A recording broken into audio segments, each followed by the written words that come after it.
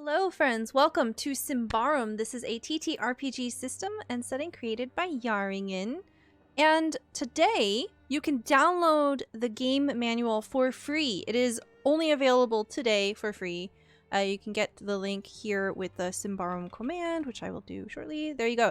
There's a link. Go download it. It's free. That way you can play this super sweet, super awesome game. This is a dark fantasy Swedish TTRPG. I already said that.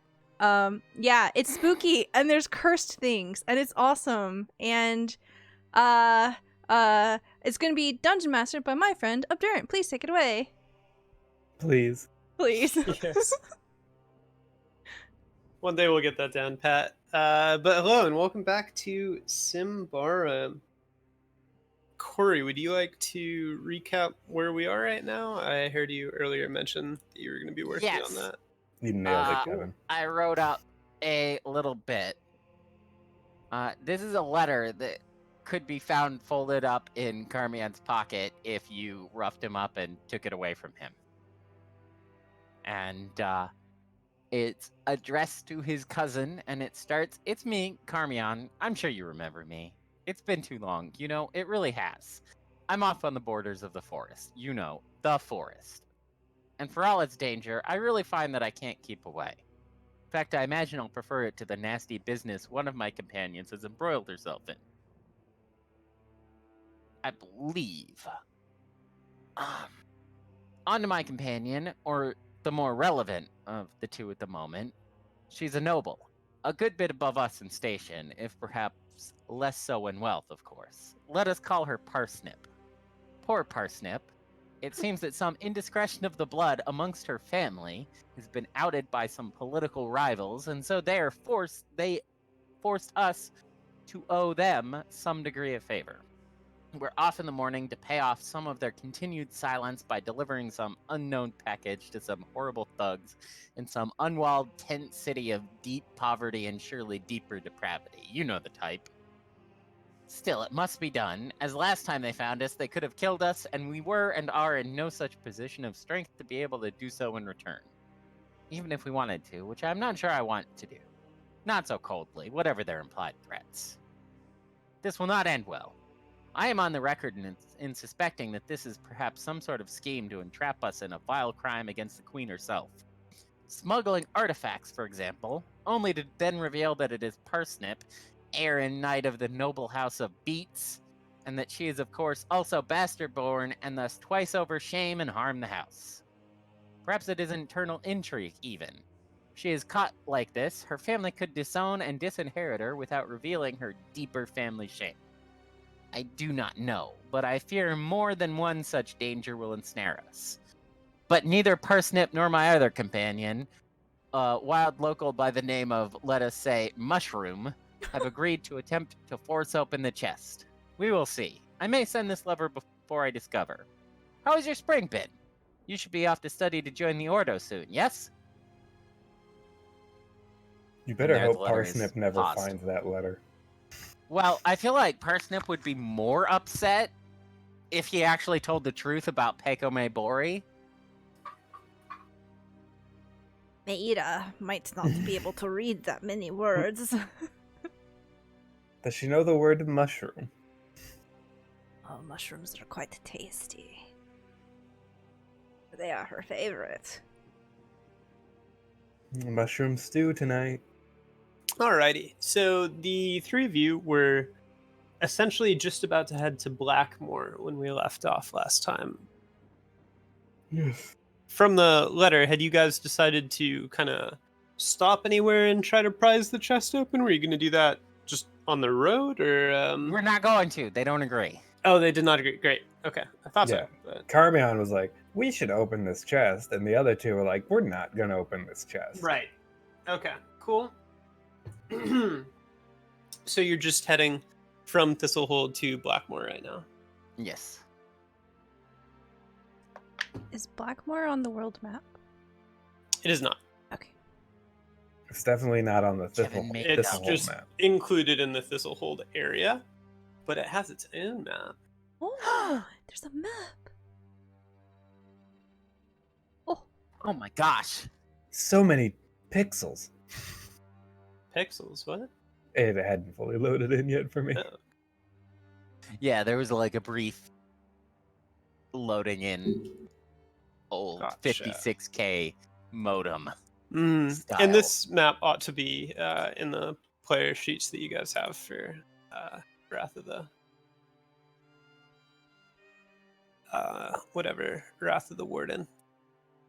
I could not remember the other name in that title, but anyway, so you guys do enter Blackmoore. It's a pretty well-trafficked road back and forth. You pass many people along the way, and the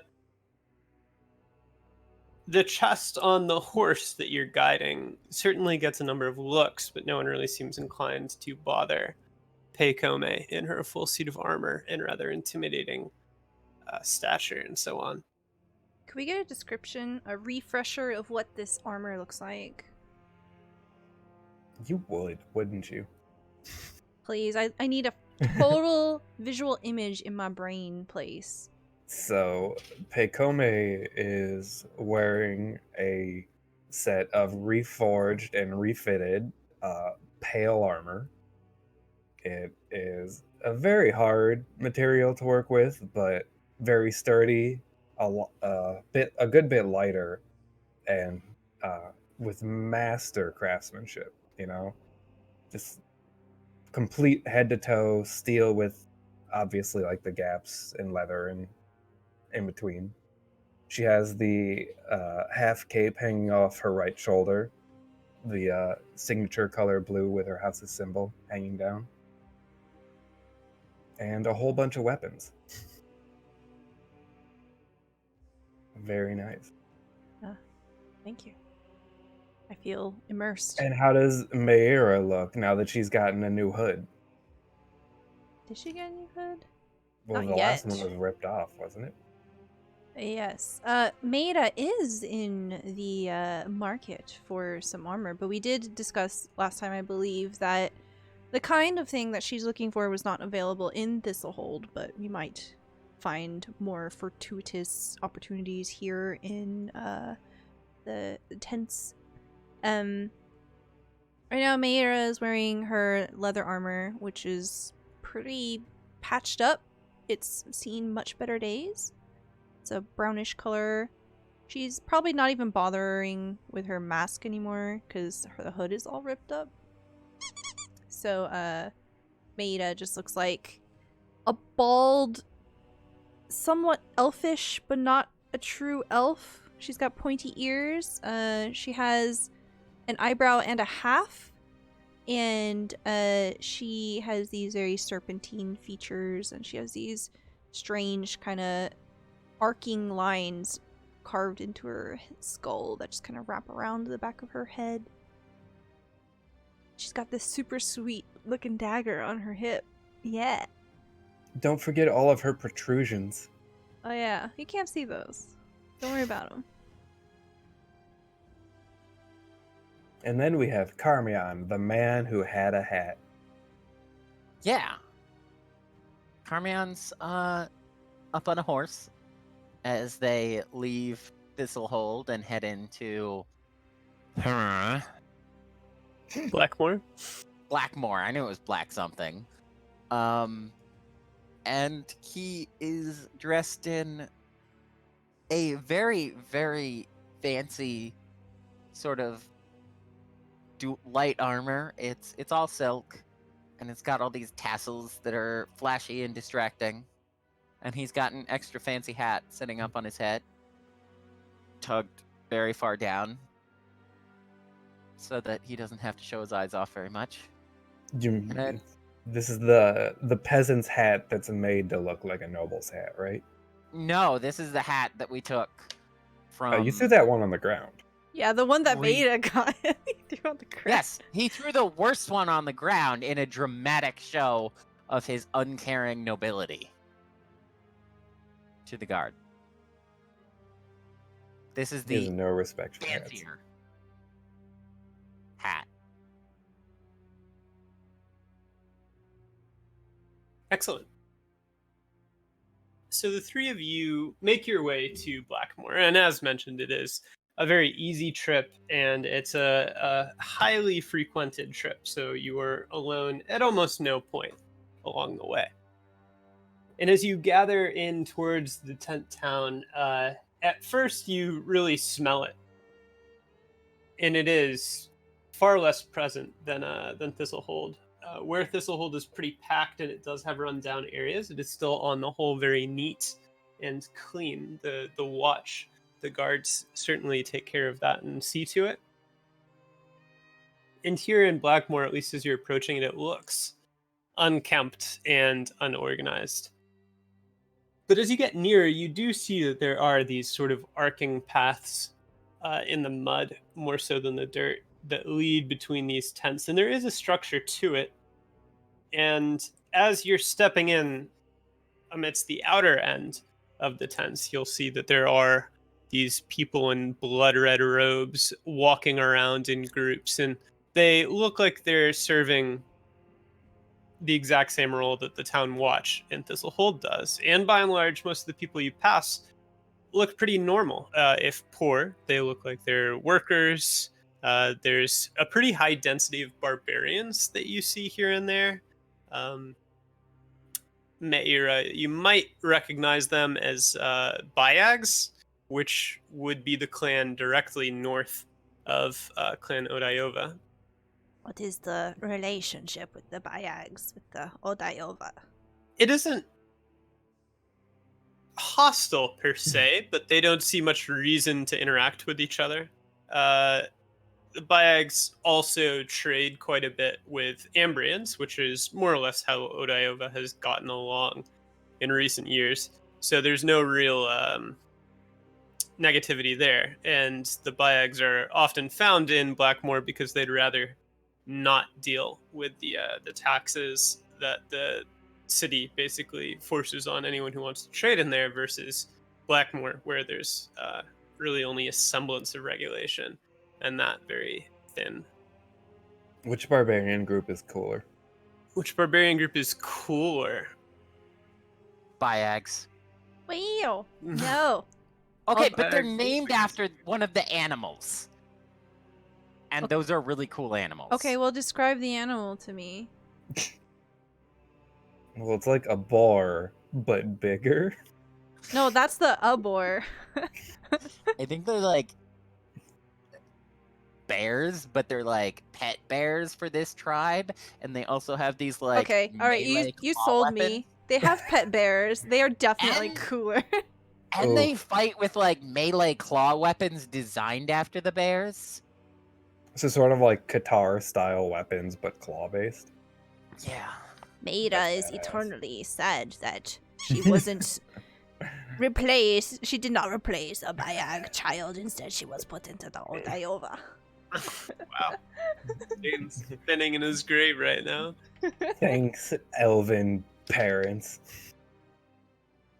Yes, so the Byags do fight along tame bear beasts called Byagorns. And they're kind of a shiftless group.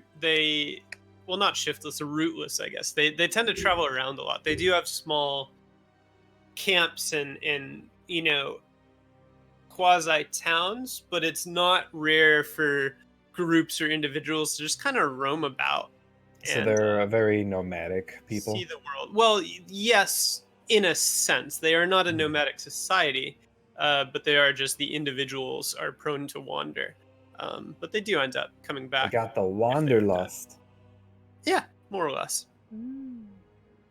And there certainly is a high density of them mixed in with what appear to be mercenaries, treasure hunters of varying degrees of competence, as far as you can tell at a glance, and a pretty broad array of just people who live in these tents. And it looks, as you travel through Blackmoore, that this tent town easily has the population of Thistlehold over again. Like, it is equally large and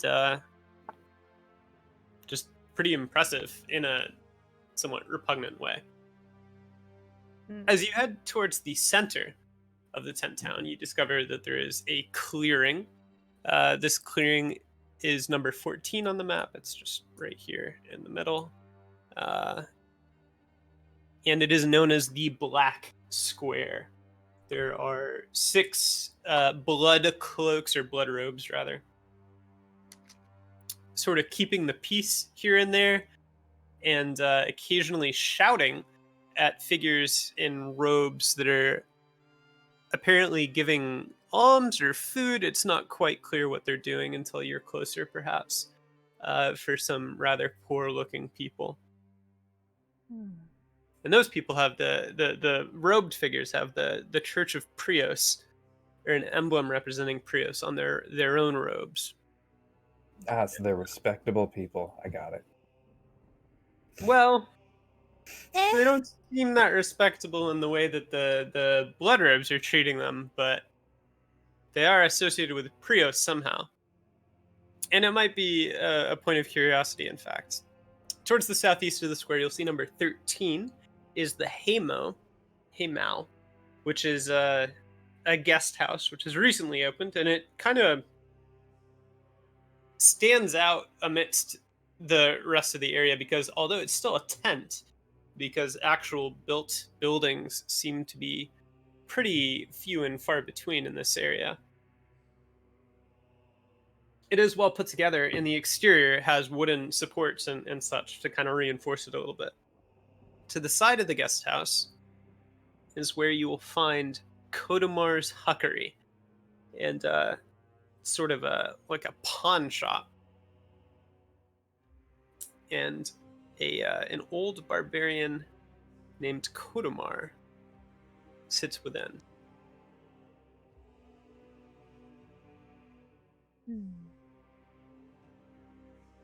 Were we told to say anything specific? It's been a minute. So Maeda did ask. She asked if we were supposed to say anything, and we were told to just say that we were sent by the dead. No, it's Rayvald? No, not No, Rayvald. definitely not Rayvald. It's the other R name.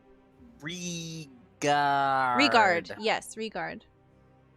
He sends his regards. Oh god. Yes, well, essentially, that's all we had to say. I suppose as we're making our way into Blackmoore, Maeda is keeping her eyes out. She knows all about places like this. People tend to have gazes that linger too long, and eyes that fingers that itch. Especially Eyes that itch. No, that's just your partner over there. especially anyone looking over at Karmeon's fancy hat Yeah, and Karmeon fancy clothes. I feel like doesn't no one necessarily. Continue, so. Sorry, I'm so sorry. I think that no one is looking at anything but Pekome. Let's be real here. I mean, Yeah. she's in like a suit of armor. Like, it's weird looking armor, but like she doesn't look nearly as rich as Karmeon does. There is a dearth of people walking around in full plate armor here, to be sure. Mhm. Karmeon does his best to try and look at many things while looking like he's not looking at anything. And also, His eyes are keeps just his split in two hand different directions. on his rapier pretty much the entire time. He probably looks like a nervous noble. Has Karmeon named his warhorse? No. Beat. No. It's a piebald horse. Yes. And it's a heavy horse. Yes. Is his name Apple or Key Lime? No. Pumpkin! Well, Stella, you should have bought the warhorse if you wanted to name it Pumpkin. I'll just buy another dog. It's fine. Pumpkin and Bone Crusher. Yeah. I hope you introduce them in that order. This is my dog, Pumpkin, and who's the other one? Bone Crusher. Oh, so begins Maeda's menagerie.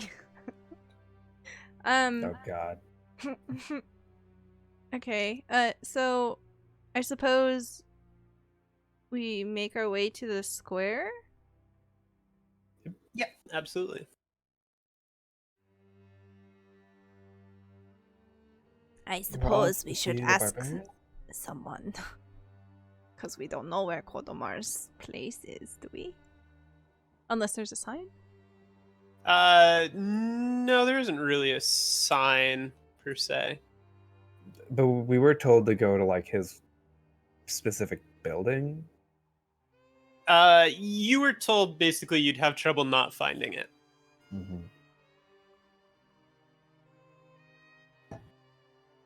And him. And him, yep. Okay. We're there? All right, what place looks like it would have like a big important barbarian in it? Big important barbarian.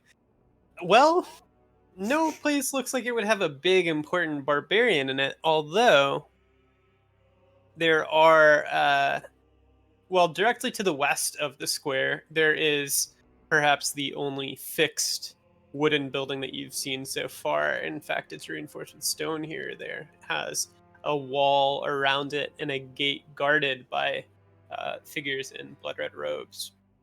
How about this? Are there signs with words on them? A few. Do any of them say Kodomar? They say merchants suck.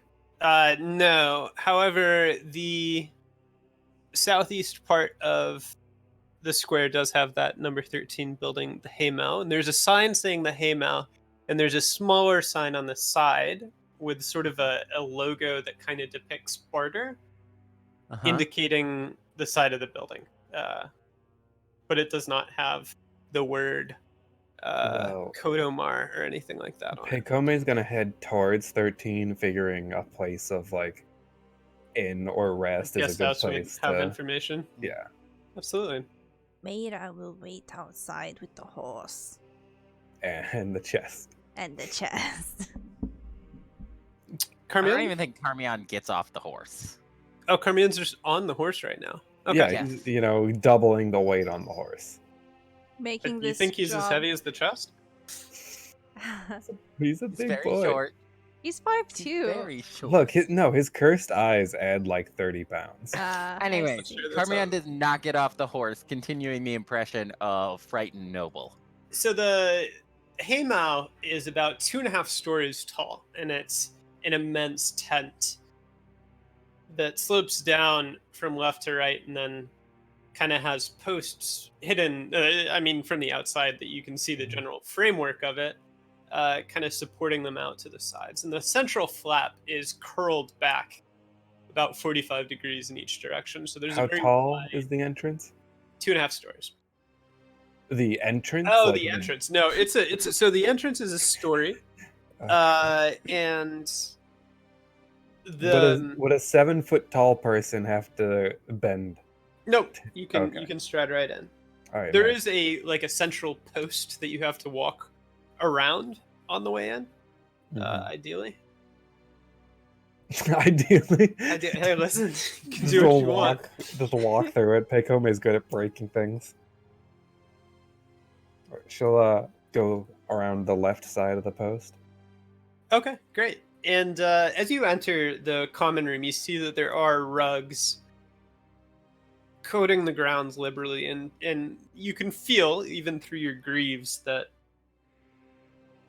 there's some level of support to separate the mud from the rugs, and then, It your feels feet. firm rather than the Yeah, uneven ground. it does feel firm and supported. So there's likely a wooden structure beneath, kind of giving more security to the floor.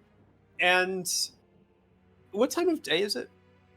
We had just set out today. Yeah. it's In the like morning? 7 You or 8 because in the you morning. waited overnight, Yeah, right? it was probably like either before noon or close to it.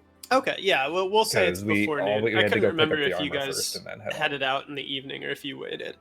No, Uh, Maida was very insistent on waking up very early. Like we Right. woke up at dawn, picked up the armor, and then left. Gotcha.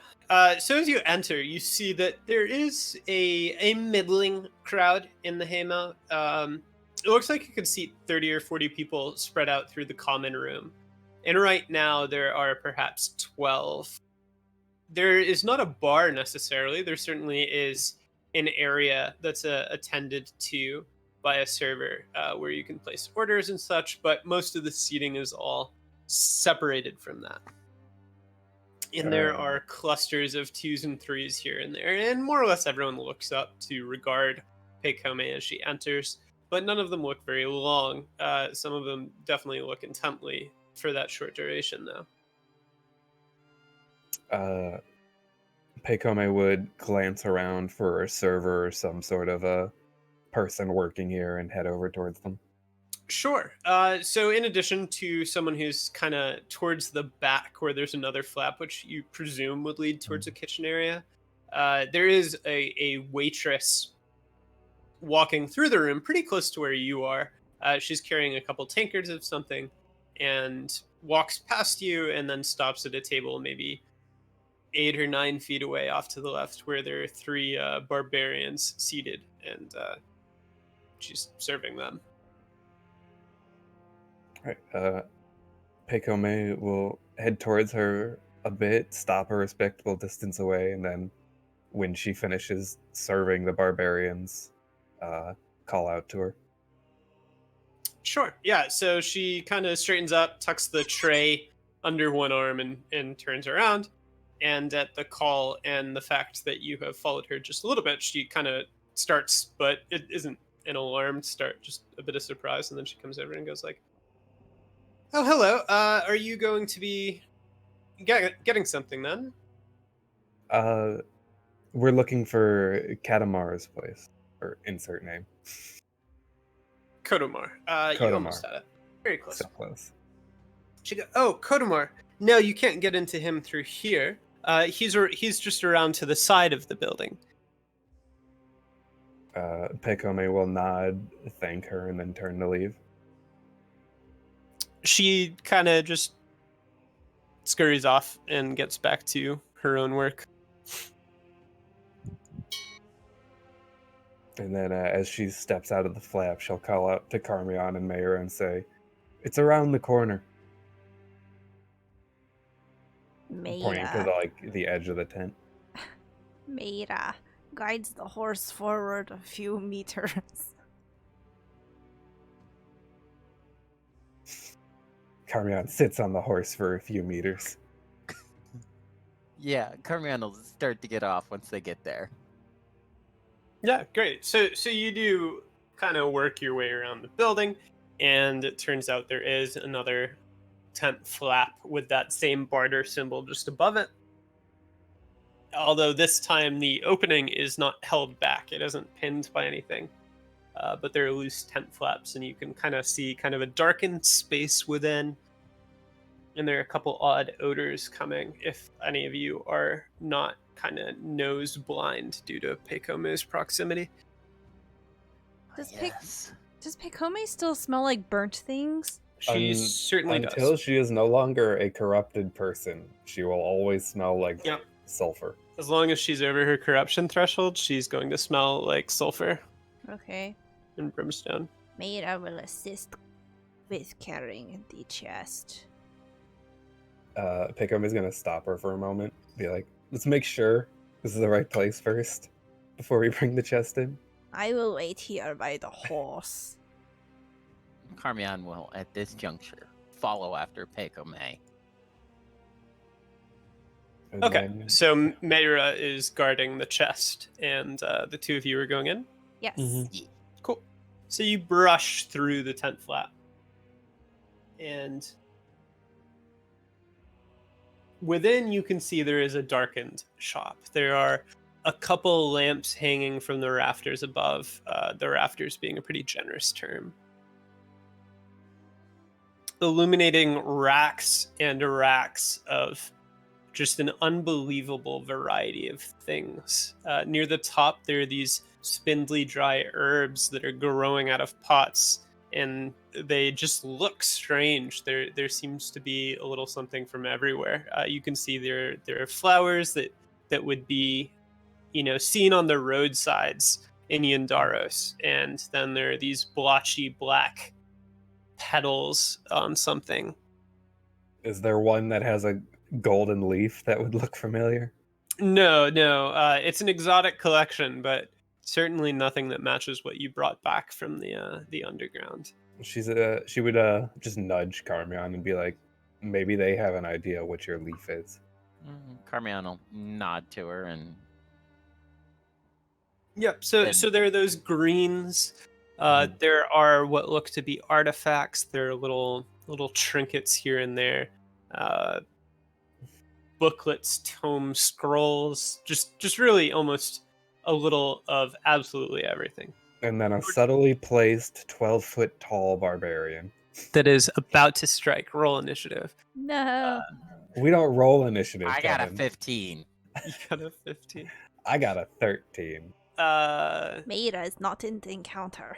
Towards the back of the tent, there is a long wooden counter separating just a narrow space for someone to stand from the rest of the room. Although it doesn't go completely wall to wall, it nearly does.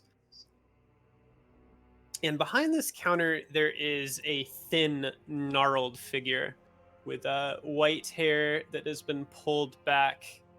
Although he looks certainly to be a barbarian rather than an Ambrian.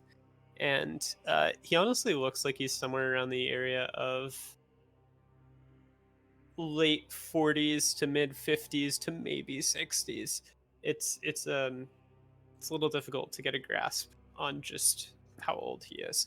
He's leaning against Pekame the is counter. really bad at telling the age of people. Mm-hmm. Same. And he's engaged in conversation with a somewhat reedy-looking figure who looks, maybe he's a merchant, maybe he's a poor noble, although who knows why a noble would be in Blackmoore. Yeah, who knows?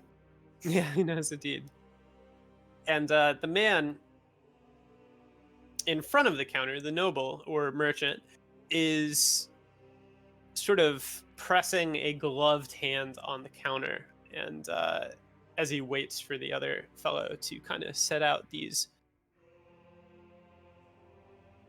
pressed leaves on a canvas cloth and roll them up, and the figure behind the counter, who's presumably Kodamar, is in the process of saying, just boil these in water and then present it as a tea, and your ailments will be taken care of. And he kind of has this leer on his face as he's saying it. And the noble looks a little irritable as he snags the canvas from Kodamar and steps away. He turns to see the two of you entering and then just kind of brushes past very, very abruptly. It is an ancient Chinese cure. No, it's totally poison. It's totally poison. You're poison. No, I'm outside. No, you're mushroom. I am mushroom, but outside. Pekome will lock eyes with them as they leave. I mean, you're wearing a helmet, so... Well, she can lock eyes. They can't lock eyes. Yeah. Okay. That's fine. No, locking eyes requires. Karmeon, don't lock eyes with them.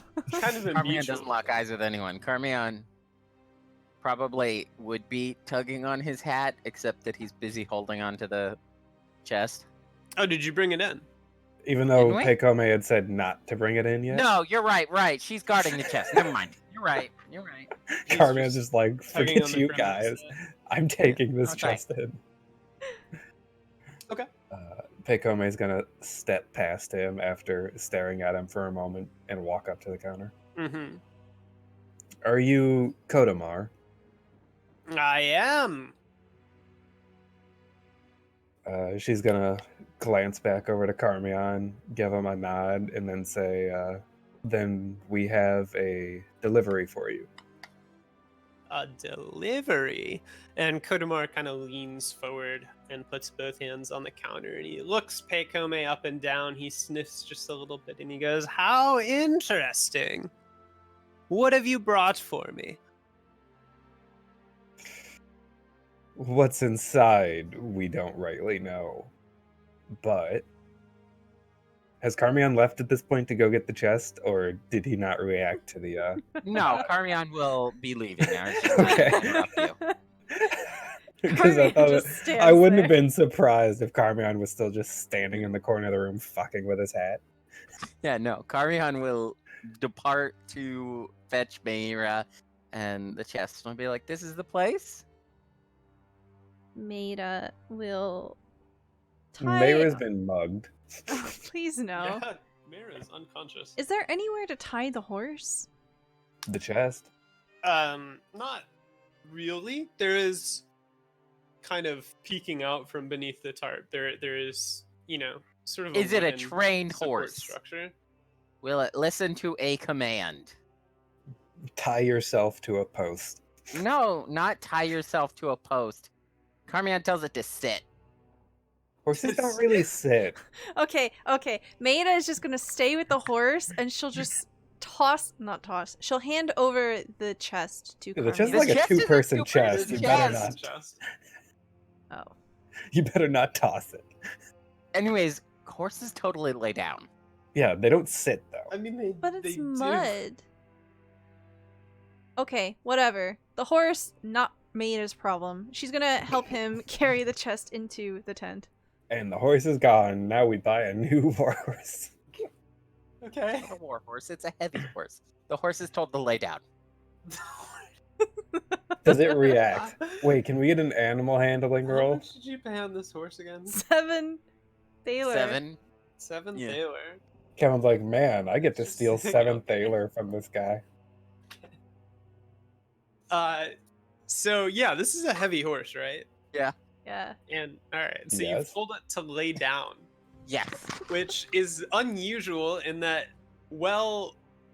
heavy workhorses, do receive a degree of instruction. Lay down is rarely one of the instructions, but the horse does lie down. Horses Okay. like mud quite a bit. It's a great excuse. It is rolling all over that mud right now as you lug the chest inside this tent. Does it give a Karmeon big, looks like he toothy horse regrets this smile? command and is mostly watching the horse and following Meira. Mm-hmm. Maida tugs insistently. On the bright side, people aren't likely to take and ride a horse that's completely covered in mud. That's true. Is it though? They're less likely? That's a future party problem. That is Yeah. definitely a future party problem. It's at the very least not a Meira or Pekome problem. Yes. Mhm. So, yes, Meira and Karmeon kind of shuffle their way through the tent flap, carrying this heavy iron-banded chest. Do you just carry it right up and put it on the counter? Yes. Okay. So the man's expression sort of brightens a little when he sees the chest, and he lets out this kind of crowing, like, ooh.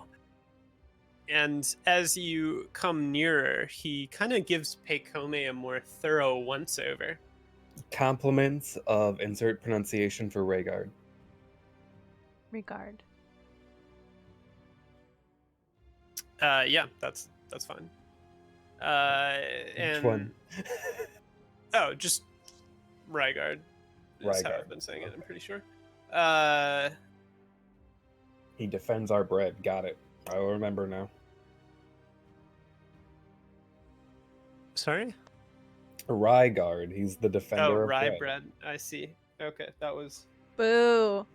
boo. Look, it's a mnemonic to help me remember. All right, whatever works.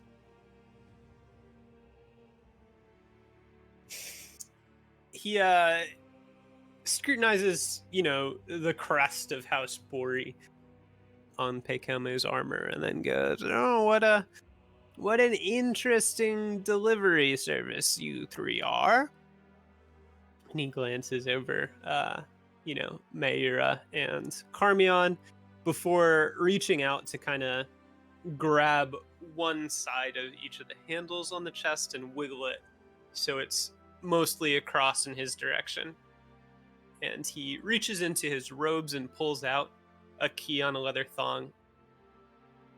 And he leans down and he undoes the lock, and he just kind of cracks the top of the chest and peeks inside.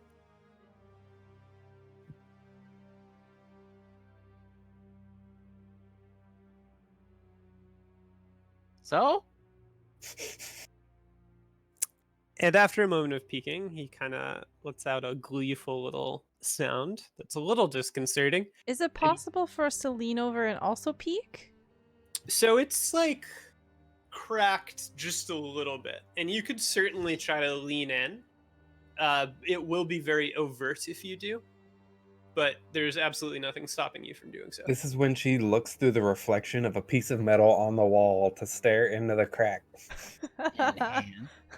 Oh, no, it's okay. Maida is just mostly looking out the tent towards the horse. Okay. And barrel rolling in the mud. So no one tries to look into the chest or anything like that? Nope. Okay. You know, Except for maybe Karmeon, who really wanted to see what was in the chest. What's in the box? you know, What's in the box? let, It's fine. Go ahead and Can- lean over the counter. no, It's all no, good. Yeah, no, can- just walk can- around the counter, look can inside. how focused on anything that is Karmeon is Pekome? She's staring at the chest and the guy in front of her. She doesn't Yeah, maybe particularly. Karmeon leans in a bit. She doesn't particularly care about you right now. Okay, yeah, Karmeon leans in. Okay, yeah, so Karmeon steps in to kind of the side of where the chest and where the man is. He leans forward and peeks under the brim of his hat to get a glimpse through the side of the chest opening. And it is pretty narrow, right? Because basically the hinges are facing you, Uh-huh. and he only has it lifted about an inch or two on the far side, but it is enough with that sort of overt glance for Karmeon to look inside. And he does see this very large metal spike rising vertically from the bottom of the chest. And it rises almost to the top, the upper lid, and kind of fans out. And it's this dark, corroded looking iron with these rusty veins streaked through it, or at least they look like rust. And this pillar of metal is holding what looks to be an enormous heart impaled upon the metal. And as you look, or as Karmeon looks, he can see that this enormous heart sort of contracts twice in rapid succession. And then Kodomar slams the top down and locks it again, and he kind of looks over at Karmeon. And is he able to make eye contact with Karmeon or no? Potentially, I'd say. Like, Mhm. Karmeon's not, Karmeon's kind of giving up his chance to really Roll discreet. conceal his... There's a very distracting hat that might. I think steal the Karmeon, look. you could either focus on looking at concealed, stabbed hearts Or in boxes, or yeah, conceal, consider so... yourself. Yeah, yeah. that makes sense. So he does kind of Yeah. make eye contact with Karmeon if Karmeon looks up. Yeah. Karmeon And, will jump a bit at the slam because, Sure. And he doesn't really flinch at all at the nature of Karmeon's very perversely mutated inhuman eyes. He just leers a little, and he goes, "That is perfect." And he gives it a thumping and shouts, and then this very burly ogre. Yes. Every time I say that, I'm worried that I've introduced a troll to this. If it was a troll, we would have left by now. So an ogre comes thundering out from the back. No. And he sort of is gestured to the chest, and he picks it up, and he turns to kind of disappear into a back room.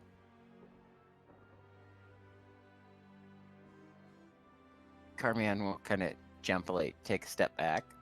Mm-hmm.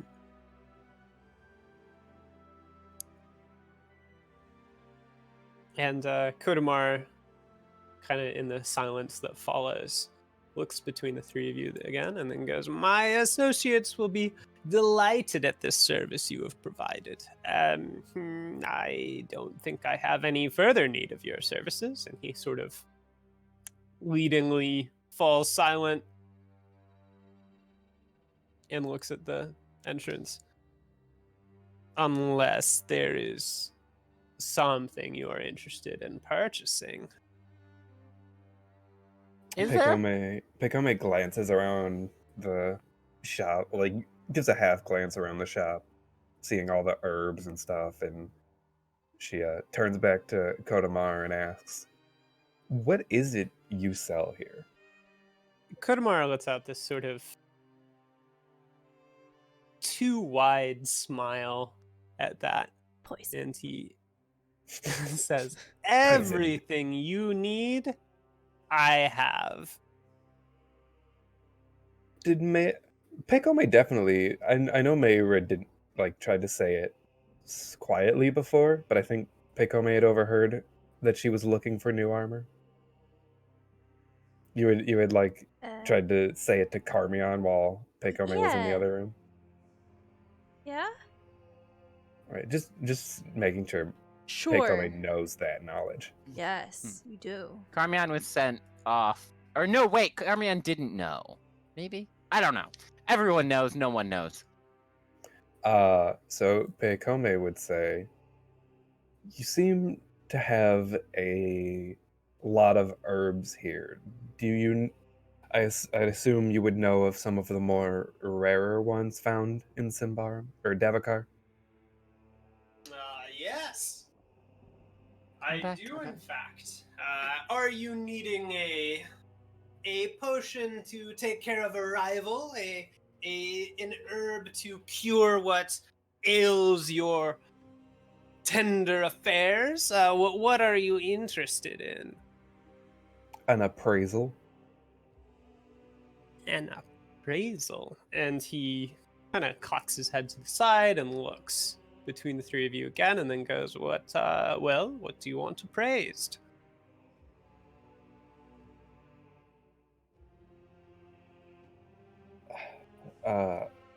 Pekome would just glance at Karmeon and gesture to his pack. What do you want? What? Oh. And then Karmeon will kind of go through, and then Karmeon looks really uncomfortable. And he doesn't look at. He looks at where the troll went as he fishes out the little. No, it's a troll. Too late. It's a I've Troger. introduced trolls. Oh, shit. He looks at where the ogre went, and as he gets out the just the bark for now, I think. Mm-hmm. She hadn't specified what it Yeah. was. Yeah. Sorry, did you say he got the bark out? Yes, It's just the bark. the Tree bark. hallucinogenic Mhm. bark. Mm-hmm. Yeah, it's just the tree bark. Sure. Kodomar will. Is he putting it down on the counter? Is he handing it over? Yeah. He'll put it down on the counter. Yeah. So Kodomar deftly kind of plucks the bark up in one hand. It came from a tree that grew underground in pitch darkness. And he turns it over and lets out like a thoughtful as Pekome describes the manner in which they acquired it.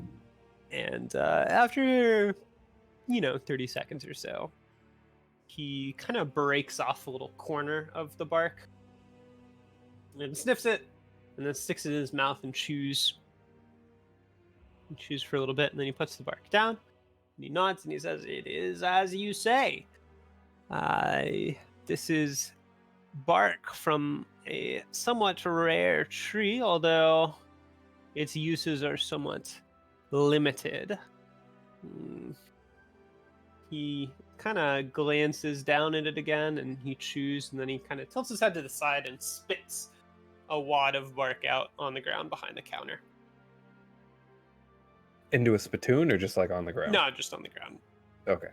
Yeah. I mean, you can't really see too well, but Well, it there sure could have looks been like a it's just- cool ting. Yeah, no, there's no ting. There's just a little. Okay. And yeah, he'll look back up and say, this tree was revered by some of the older societies of Simbar, and it was used for one or two ritualistic purposes. Itself holds little mercantile worth, but it is certainly a rare find. It's a little trinket to keep. Pekome nods at that, and then having noticed that Karmeon's lack of showing the leaf isn't gonna bring it up. Yeah. Karmeon will kind of gather it back up and very carefully put it all away. And Sure. then she would look at Mayra, look at the torn hood, remember vaguely a conversation she overheard, and say that and my friend was looking for a certain kind of armor. She gestures to Mayra, emphasizing the word friend. Like sarcastically emphasized? No. Okay. They're friends, Kevin. God, just checking. They are? Okay. Wow. I mean, as long as she gets Pekome- paid, right? Okay. Pekome will remember this. Oh, okay. Maida turns around. I am looking for a durable but light armor and perhaps a new bow. Armor. Well, Could you point us in the right direction? Kodamar shrugs a little and says, I am no peddler of mundane armor, although I do have a piece or two that might keep you safer. And, Oh, let me check how much money I have. Okay, How much continue. money I have. Maida turns to face him completely. Her interest is piqued. She can shop now. he sees that interest, and he kind of takes a step to the side and crouches down almost out of view, and he comes back up with a slender wooden talisman. And on this talisman, you see it's essentially a long, flat rectangle, maybe 1.5 inches wide by 3.5 long. And there's a hole near the top for kind of a cord to go through, so you can wear it as a necklace. Mm-hmm. And there's a series of runes or something etched into the wood. And he sets it down on the top of the counter and says, why, with this you can make sure that, well, if you find yourself in an unfortunate situation and are under attack, it can keep you safer than you would be otherwise. All you need to do is, you see this little notch here, and at the bottom there's kind of like a dimple that's been carved into the wood, so just like a small little bowl like dip. Mm-hmm. And he goes, just 3 drops of blood from someone dear to you, and why, the power of their blood will ward off a blow. Well, I guess that's useless for her.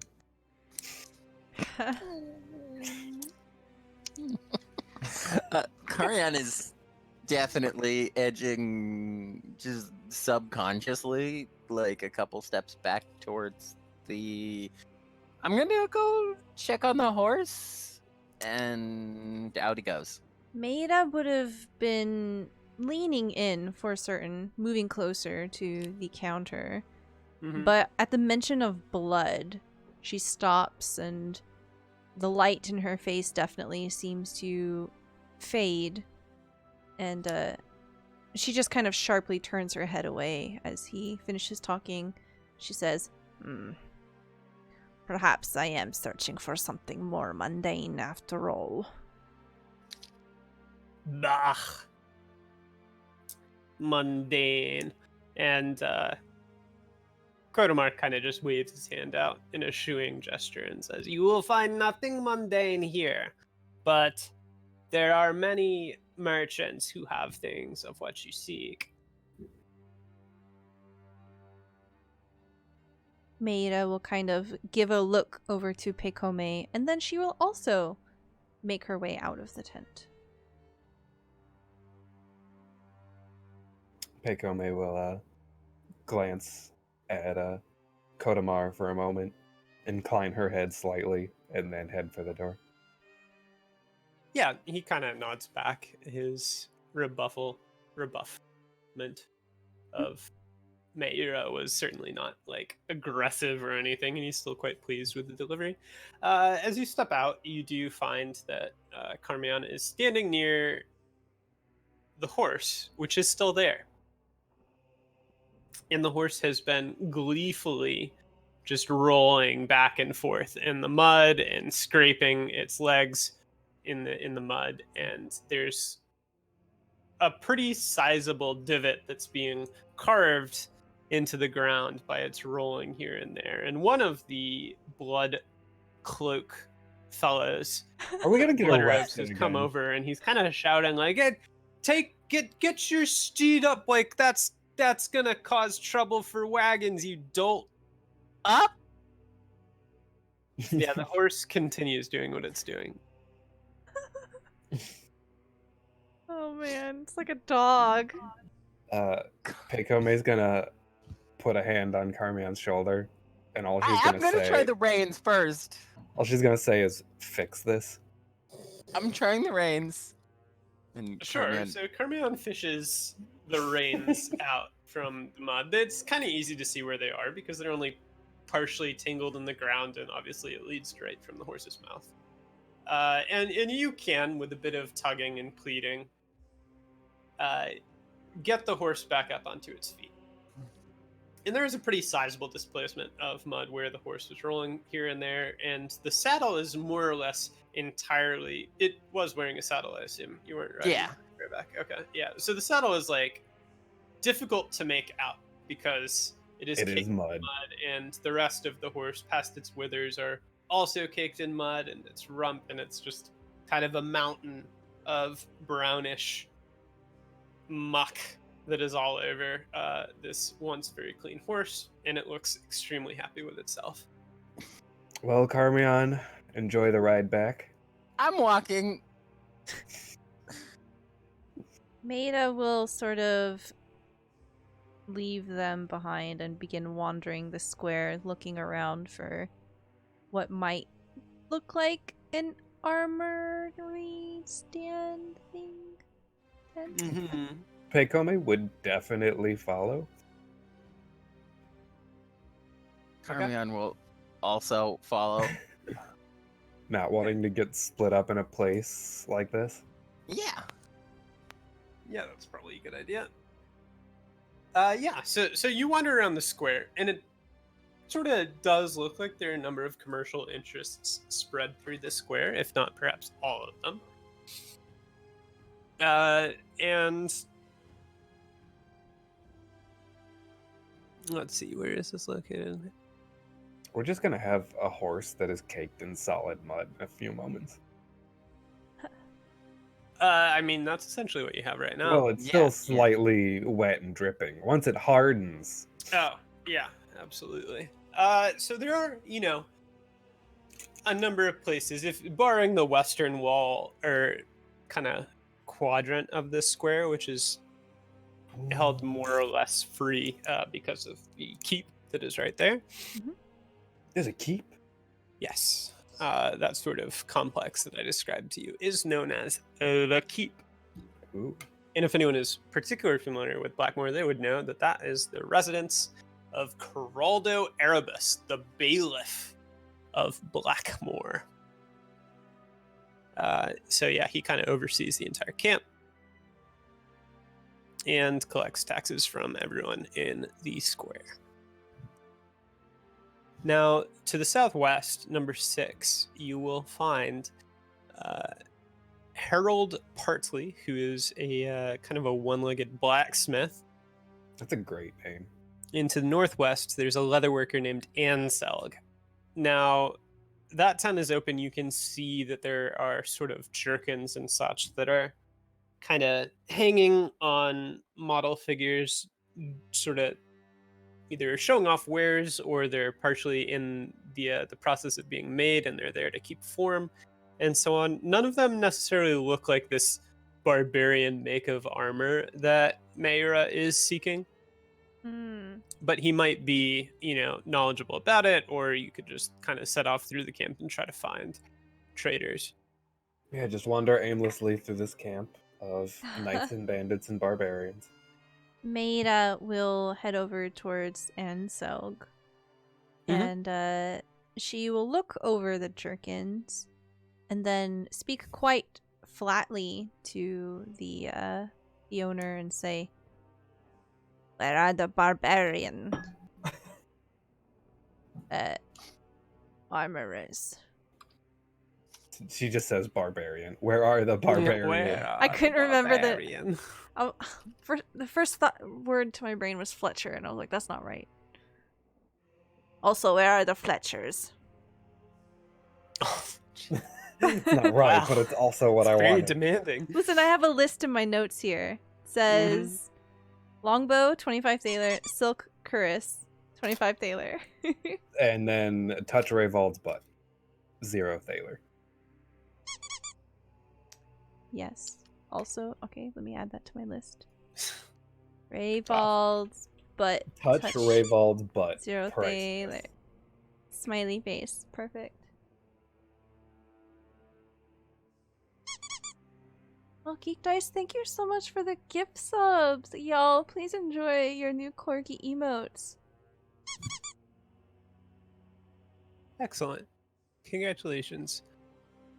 Excuse me. Fletcher armor.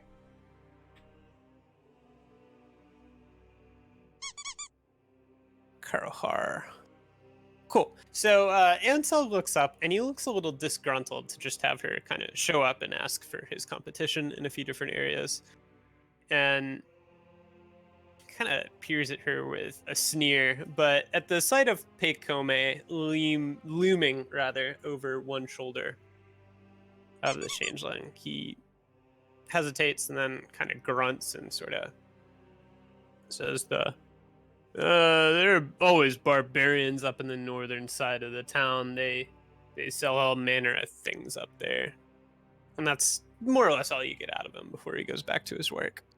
Okay. Oh my god. Y'all, you started a hype train. This is my first hype train. Thank you so much, V, for the resub, and Dungeon Dame for the resub. Basically, what happens with the hype train is that y'all unlock emotes by subbing, gifting, or bits. Thank you so much. I appreciate that. Oh, thank you. I got super tilted last month because for whatever reason, it never popped up in stream that I resubbed. Like, it never gave me the option to show it. Oh. But Which now we got it piece? this month, so it's fine. Yay! Thank you. Mercury Ion! Thank you so much for the gift subs. What the heck? Oh, Hype train, subs, oh my god. subs Thank aplenty. you. Basics, thank you for the gift sub. Wow, holy crap. Oh my god. Yo. Oh my god, thank you so much. Please enjoy new corgi emotes. If you are new to the channel, please Use them responsibly. They are a great power. They are so powerful. If you want to use them on Discord, all you have to do is link up your Discord with your Twitch account and boop that button right there. Oh, Dungeon Dame, thank you so much for the bits. Holy crap, my dudes. Oh, I can't. Alright, let's keep it going. Symbarum's over. This is just 5 hours of us just subbing and gifting Stella. Let's go. Butts. All I want to do is point out that I was the one that actually started it with my free Twitch Prime. Thank you, Kory. Gotta take your also- victories where you can, Also, right? Stella, we gotta remember. Egg. Butts. Thank you so much. Oh, Maida will just kind of give like a and then she just turns away and begins to head northward, keeping an eye out for whatever might look like a barbarian. Oh, a lost sandwich in the mud, and also a Fletcher or a barbarian armor. I'm sorry, a lost sandwich in the mud? V dropped his sandwich. Oh, okay. I see. Yeah, so as you make your way north along that kind of winding wagon path here and here, you will find that up towards the northern boundary of the town, sort of in its own secluded gathering of tents that's a bit isolated from everything else, there is a group of perhaps 12 or 15 tribesmen, Byags. And they do kind of on the southern side of the gathering of tents. They have a number of wares out for display, and one of the displays is kind of covered up with leather armor, and some of it, or at least some of it looks very fine. You can't see any silk cuirasses. I mean, they might not want to have that quite so far from their own grasp, but it does look of pretty fine make, and it's certainly a place you could inquire.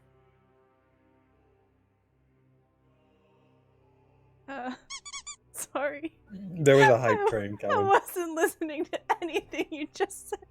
I'm losing my shit. Thank you so much for all the gift subs. Dungeon Dane, thank you so much. V, thank you so much. Jacob, Katabon, thank you for the bits. Sphinx, thank you for the bits. Oh my god, Geek Guys, thank you for the subs.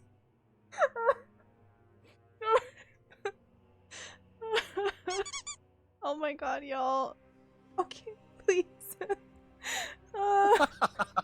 This is how we make Stella cry. So there's a It's crazy. barbarian, and he hasn't put out any silk cuirasses because Okay. that shit is fancy. Okay, hello, You don't just barbarian. leave that lying around. That's what I understand. Oh my god. Okay. This is Yes. the final level, though. Final level. Thank you so much. Oh my god, I appreciate it so much. I hope everyone enjoys your corgi emotes. Y'all are fantastic. Yes. So, barbarian. Maida goes up to the barbarian and gives the barbarian nod, which all barbarians know. And just kind of hangs out and looks over the wares.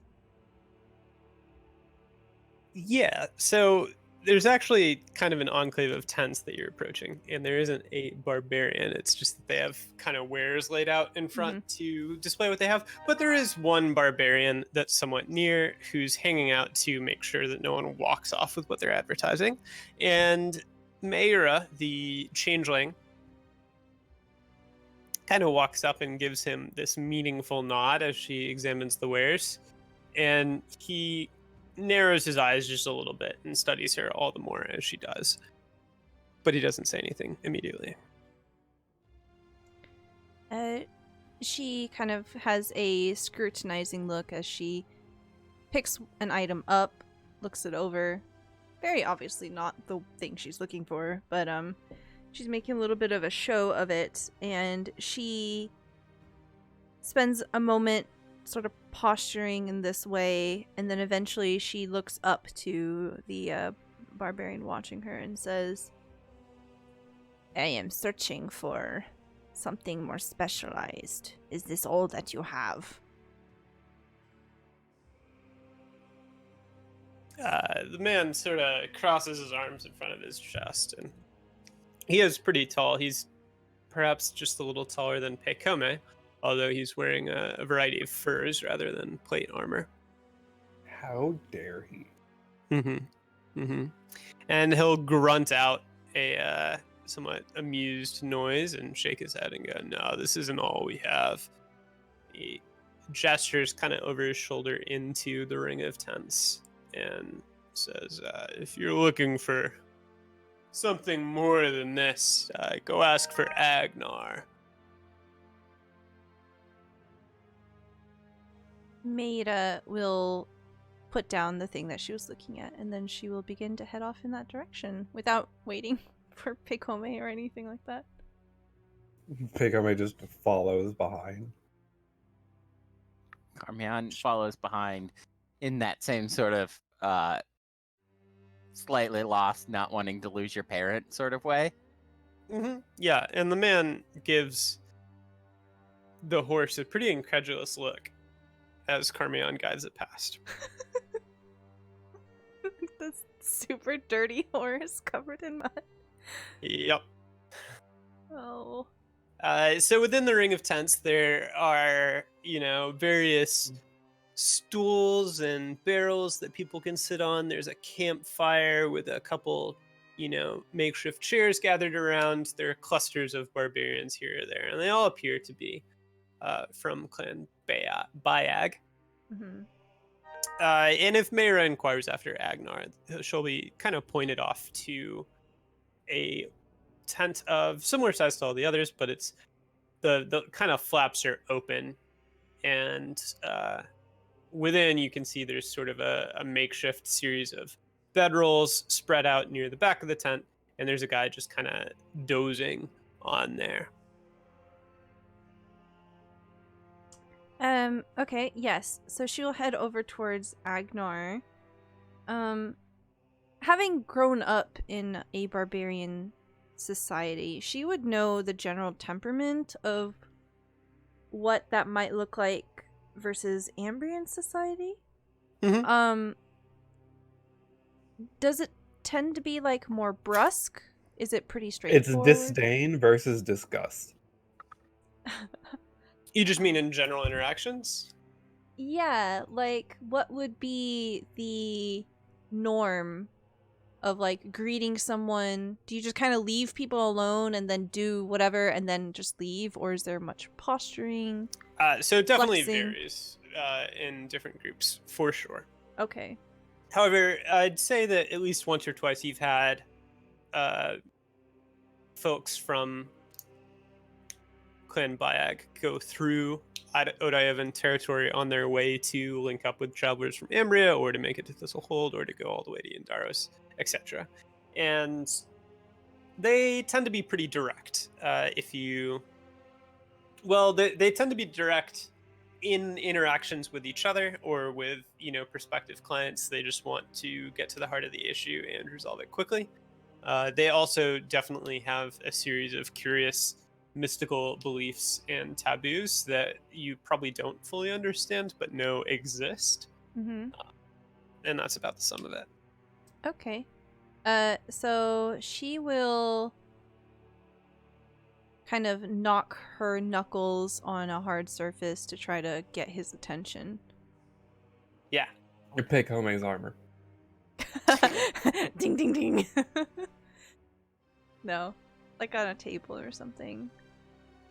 Yeah, so he's, dozing on his bedroll, but I suppose it is light sleep, and as she raps on sort of a table near the opening, he'll kind of jerk his head just a little to the side, and a couple seconds later, one eye will crack open, and he'll kind of squint down down from his perspective, where Mayra is, and then kind of go, ugh.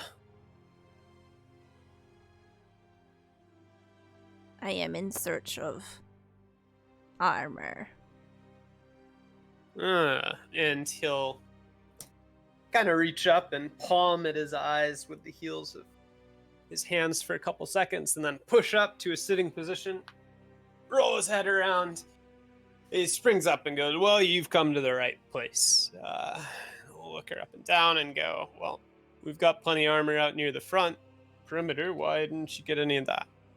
Are they talking in the Ambrian tongue, or are they? They are speaking Ambrian. Okay. They're speaking in the barbarian language of vertical nods. Do barbarians have a common barbarian tongue? So there are definitely like regional dialects that are pretty different. I don't know if it all stems from one tongue. Okay. Well, since they're next to each other, right? The Odayova and the Byags. They probably Mhm. share language, right?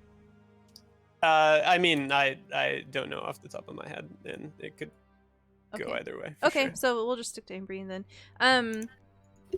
Maida will say, I am in the search of silk. She points to Karmeon. Like him, but armor. Yeah, Like his but eyebrows will useful. lift a little appreciatively at her statement and go, "Oh, Then he'll kind of make a show of crossing his arms and go, Silk Karas is reserved for the finest barbarian warriors. It isn't something you can just buy."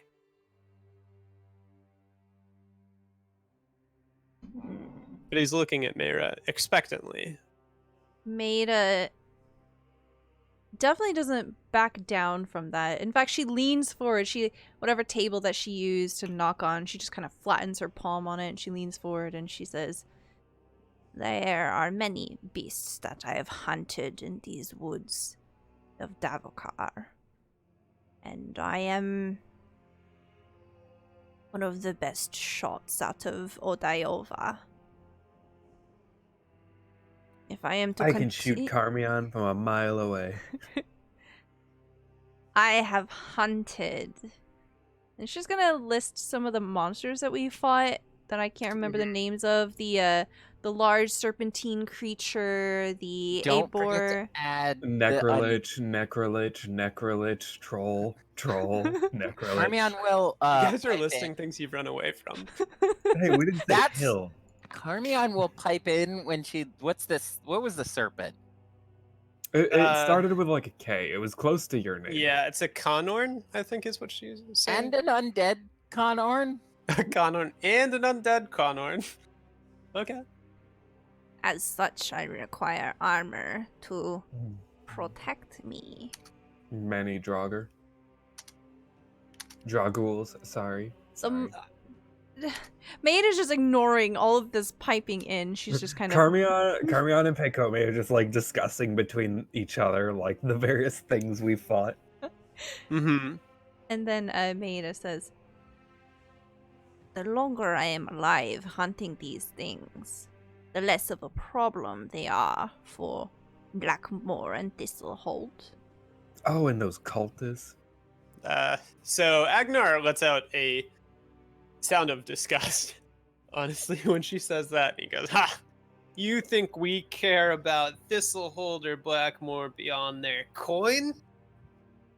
Listen. You aren't defending Karvosti while you're out hunting those things. So you have no right to that armor. But we do have some." He kind of drifts off into silence and is considering Mayra. Maida just waits. She doesn't seem disheartened. For a large price. Oh, I thought you said it had nothing to do with coin. It doesn't, but I have much to do with coin. I just picture like a slightly offended look for a second, like, it doesn't, but. How dare you, Mayor?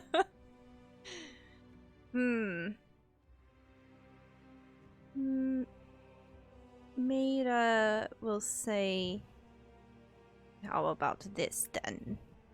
You are clearly a master craftsman. What if I were to bring materials of the things I slay here exclusively so that they may be used in your craft?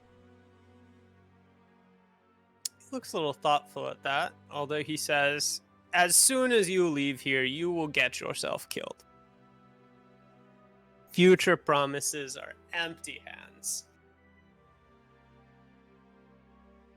What do you have as an example? Ooh.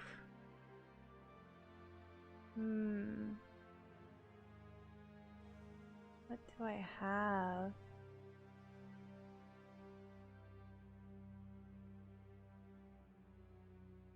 shit. At this point, Mary realizes nothing. Yeah, because I had actually thought, oh my god. So, like, up until this point, I had thought about keeping trophies of all the animals and things that we've, like, destroyed. Not run away from. Yeah, but I was like, I don't know. Pekome is gonna like step up next to Meira, look at her for a moment to see how she feels about Pekome trying to help. Maida's just kind of staring this guy down. So she's not going to stop you. And then she's gonna say, if you can only make this for a great warrior, then maybe some sort of test or challenge of skill. The challenge of skill is fighting to defend Karvasti for the witches. Do we have any And- idea what he's talking about? Yes, absolutely you do. This is a pretty pivotal aspect of barbarian society, and Meira would definitely know about it. And both Karmeon and Pekome would be familiar with the place and with certain stories about it. Karvasti is on the plateau by the kind of an ancient religious ruin that the Sun Church was interested in. And it is known as the High Chieftains, or part of it is known as the High Chieftains Fortress. There's actually, it's like a big sprawling plateau that rises out of the forest in Davokar. And I'll pop us over to the world map so you can see where it is. Excellent. It is north of Jakar. So if you go over to the Volgoma Lake type water of body over there and look just a little north, you'll see Karvasti. There was a pretty substantial war between Ambria and the clans at that point because the Church of Prios wanted all of it because it has ruins that they believe deal with Prios, and it is also a fixture for barbarians. So they fought over it. Eventually they came to a peace. But the witches are mystics, and they're spread throughout barbarian culture. It's certainly something that no barbarian is unfamiliar with. But there are specific witches named Holdra that reside in Karvasti, and they deal with omens, they deal with keeping the spirits of Davokar complacent and protecting their people. Yoleda is the current high witch, or archwitch, I suppose is actually what you call her. There are a couple others there. Gadramon and Ephrenia. So this is definitely a fixture of barbarian life, and one thing that barbarian warriors are sometimes called to do is basically shed their other obligations and move to Karvasti and defend it for a year. And they're given sort of particular brews that the witches create for them to make them stronger warriors. They fight back the monsters in the surrounding area. It's a really big thing, and it is very well known between all the tribes. And occasionally there's something called a thingstead, which is where representatives and a decent number of just cohorts from all the tribes gather at Karvasti to kind of discuss what the tribes need to do to survive and whether they want to settle old scores or, develop new trades. It's a point of gathering that's pretty uncommon because barbarians are so spread out, except for when they meet up at that point. So, Gotcha. That's basically what he's referring to, and it is certainly a concept that Meira would be familiar with. Maida will just say flatly, "Of course, our allegiance must be with the witches of Karvasti." I think maybe Maida, as a child, before her changeling features began to manifest, might have been to Karvasti, especially because it's like Odiova's right there. Yeah, for sure. She'll It's actually 10 years, by the way, that people are Wrathguards, not 1 year. That wrong, but continue. Okay. So she'll say, I have walked the city of the village city. Neither really. You could just say Carvasti. Okay. Honestly. The lands. The lands of Karvasti. Well, maybe not. I know. I embrace the ways of our people. The ways of our city, village, lands. Yes. Barbarian words. Rah. Nod.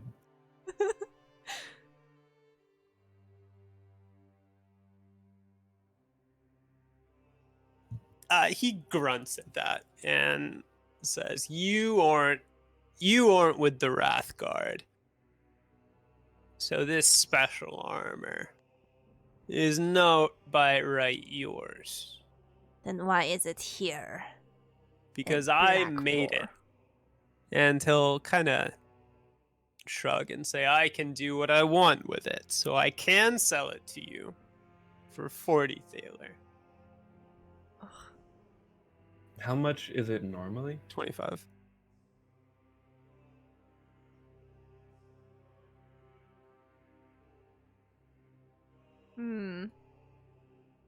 So,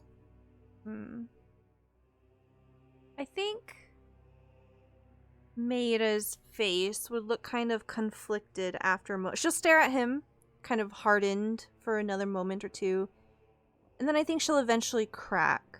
She'll look a little wounded even, because in her mind, she believes she's a barbarian. She has lived a barbarian life, and then she was more or less cast out from the Odaiova because they discovered she was a changeling, so she's not really one of them. Yeah. And so she has this sort of pit in her heart where she wants to be a barbarian. She wants to enshroud herself in barbarian things, but it's not really her. So what you see here is her face cracks. She looks a little wounded. She reaches for her pouch, and then she starts counting out the thaler. She'll pay the full 40. Oh, okay. Yeah. So there's like a little flicker of surprise on Agnar's face as she's counting out thaler, although by the time she's handing over the coin, he is impassive and perhaps just a tiny little bit smug. And I'll take the thaler and I'll turn away and I'll secret them away somewhere towards the back of the tent before stalking over to another corner of the tent and kind of pulling back flaps to reveal a variety of different armors. And after he's kind of done glancing over to get a look at Mayra, he will start pulling out a piece here, a piece there, and before long he has a set of silk cuirass armor that looks like it will fit Mayra very well, and he kind of stacks it up and passes it over to her and goes, "There." It can't be seen, but Pekame just looks very surprised under her helmet. Maida looks like she has lost some of that challenging fire. She almost looks a little guilty. And she takes like the armor and she'll more or less just kind of secure it away. And she will just turn and leave. Karmeon will take up the rear with the horse. Pekame will wait an extra few moments, just stare at the shopkeeper silently before turning to leave. Okay. Yeah, he's pretty unflappable. He just kind of stares at Pekame until she leaves.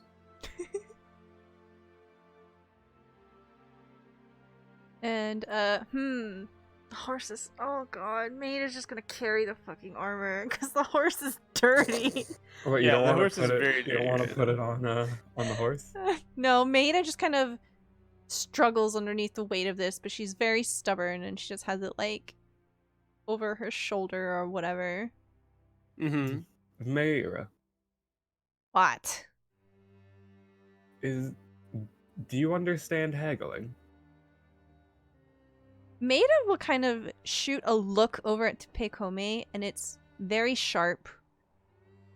And it's very words. She looks pissed. Pikome's gonna keep talking. Oh god, okay. It is partly based on compromise, but that compromise comes from knowing your own value as well as the value of what you want. And I feel like you did not hold up to your own value in there. Yo. When you say this to her, she looks sad. That heated look just melts away, and her eyes start to get dark and wet, and her expression looks unsure. And then she just kind of looks away, and then she just kind of begins to head in the direction of, I guess, the exit of Blackmoore. Because she can no longer afford a boat. No, she can't. If she haggles really well, she can. Oh my gosh. She's Given what she just haggled, I don't think she's gonna triple the price of it's the boat. possible. Oh no. Pekome will not press the point further. Y'all try and make Maida cry. Hey, that was a kind thing she said. Read to the room, Pekome. Alright, Pekome will never be kind again. Only murder.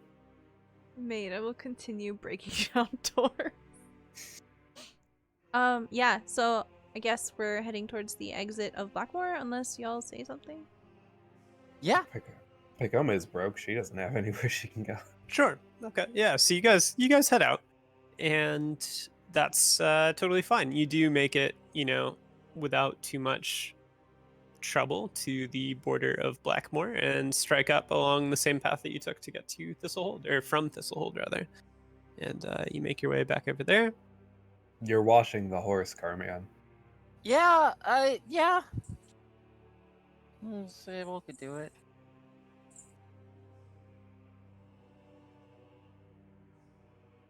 Does he just mutter that under his breath? Yeah. Just stare at the back of your head.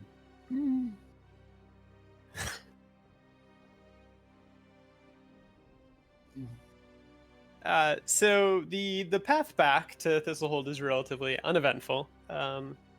You get more looks than you might have thought possible as you travel, because in addition to Pekome being in full gleaming armor, you now have a horse that is perhaps In full mud plate. Mud plate? It looks like it might be a golem that has been animated as much as an actual beast of burden. Hey, Kory, you get to play a witch again. But you do make it back to Thistlehold, and with your little signet ring signs of passage, make it through. Do the guards give us a questioning look at the horse? Absolutely, yeah. Absolutely. He's gonna get it bathed, is all she says. Yeah. He'd better, says one of the guards. He's new to horse ownership. I am. And with that, she'll try to head inside after getting her rings back.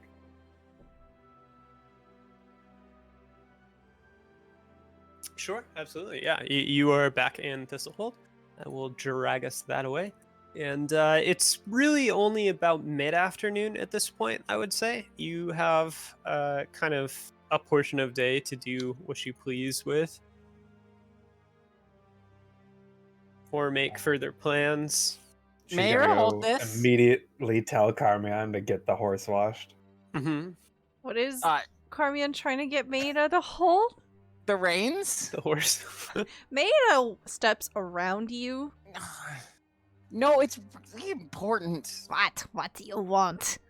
I need to go. To where? The Ordo. Why? Now. Why? Later. Why? Is that enough to get her to hold the reins? No. Does she say pay me at this point? Please? So, explain to me how desperate he looks right now. Karmeon is looking at her. There's no hat hiding. It's eye contact. So he maybe Stella. looks You've a never little, had you this know. before. Yeah. Yeah, Hmm. there's full on, this man has evil dead eyes eye contact. So maybe not like truly pathetic because you need 'Cause it's actual human creepy. being eyes. Yeah, But imagine unusually staring into the desperate. sad eyes of a Sith Lord. Maida I'll will... let you name my horse.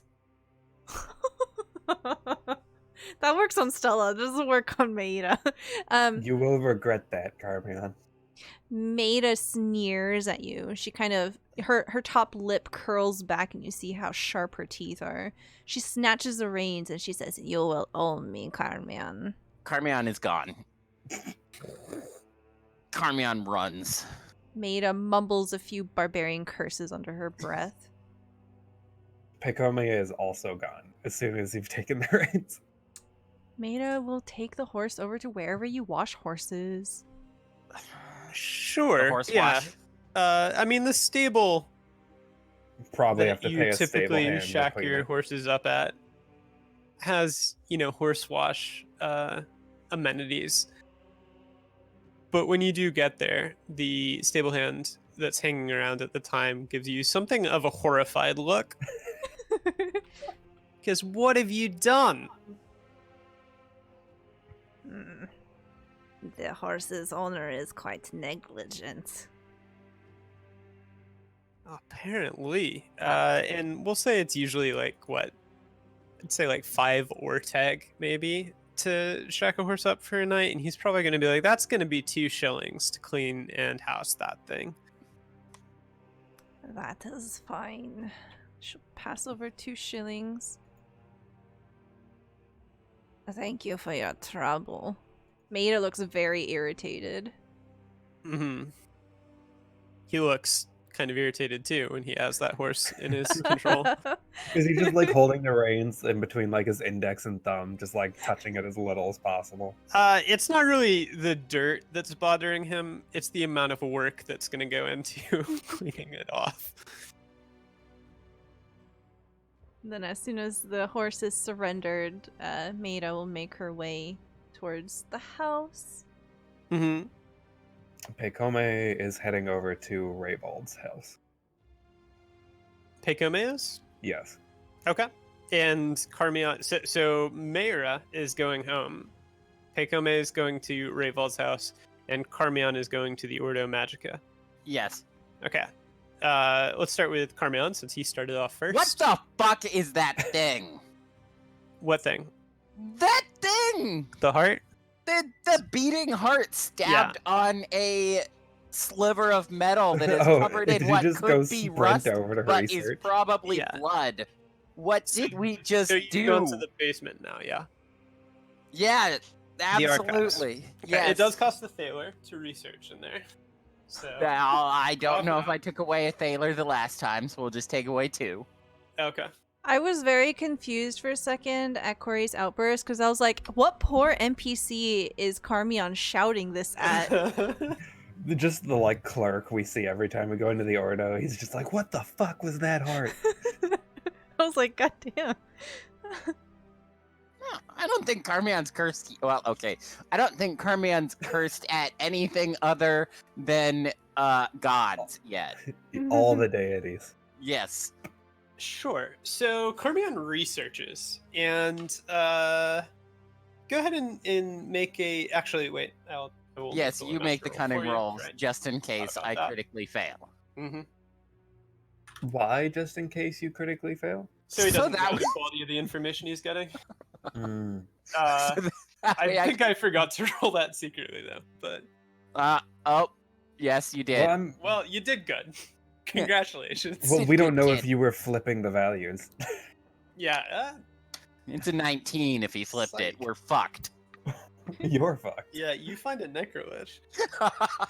It's the heart of a necrolich. It's coming after you. So in any case, we find ourselves in the basement of the Ordo Magica where the public records are, and Karmeon is kind of tearing through the different scrolls, not literally, fortunately, Yes. and books and so on, looking and looking and looking for references to what this massive heart-looking thing was that was impaled on a spike in this crate.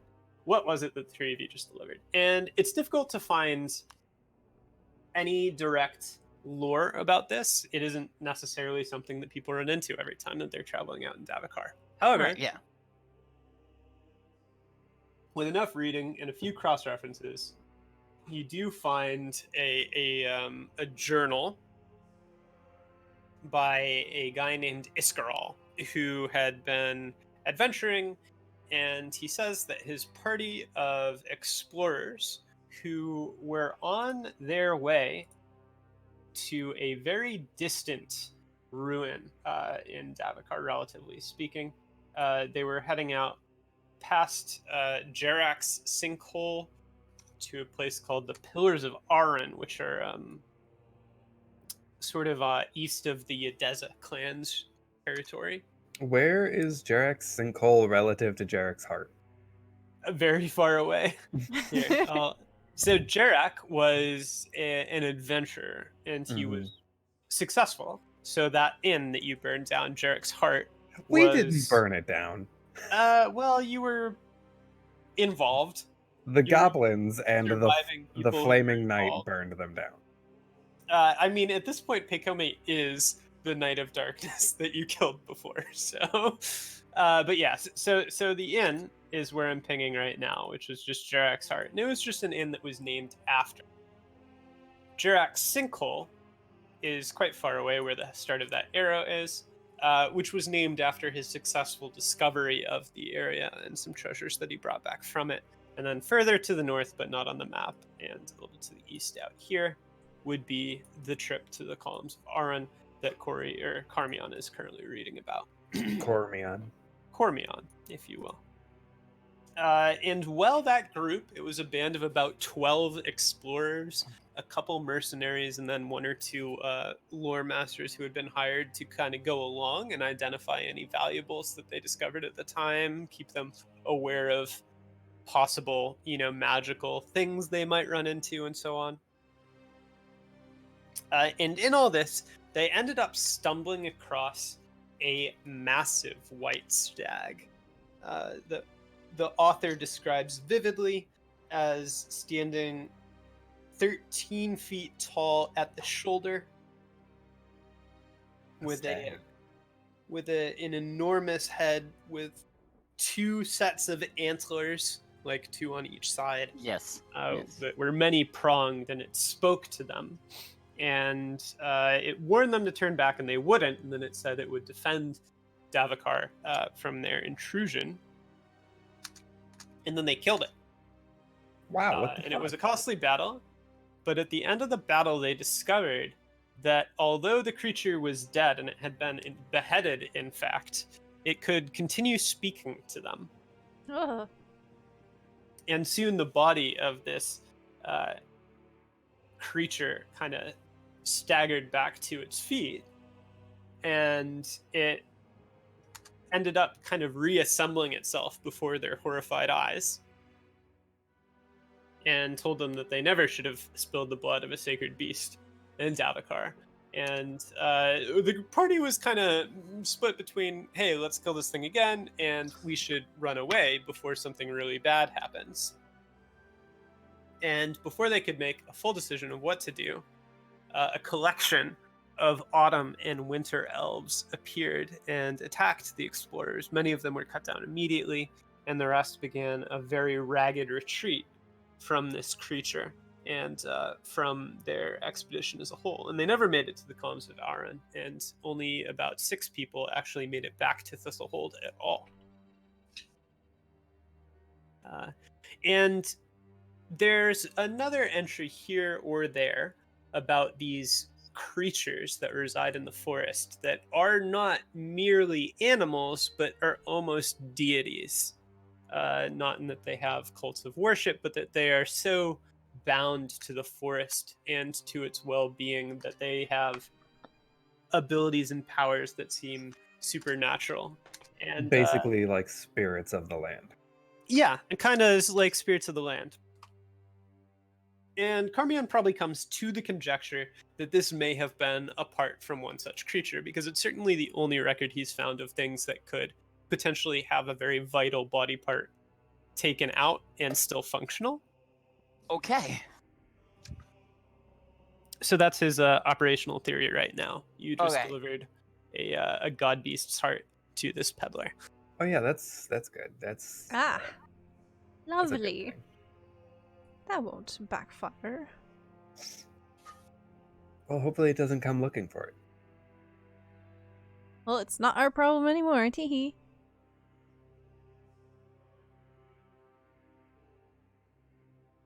How much does Karmeon freak out about that?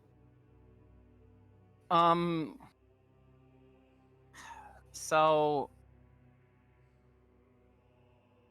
Karmeon just starts drawing, like, he doesn't leave yet, because it's going to take a while for everybody to get back to the house anyway. So he starts sketching down Blackmoore. Black, what's it? Yeah, you got it. It's Blackmoore.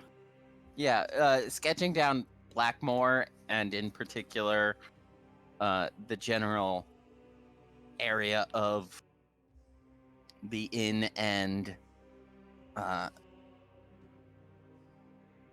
just Kodamar's general area, you know, as much as he can from memory. Uh-huh. Like That's- actual, like a map, or Yeah. like actual sketches of what it looks like? Yeah, more like a map. Okay.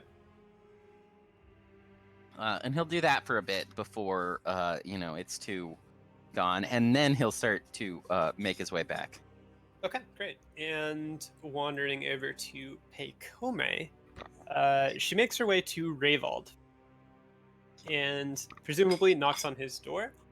And after just a little bit, she hears kind of this disgruntled noise from within. And then a couple minutes later, in minutes really,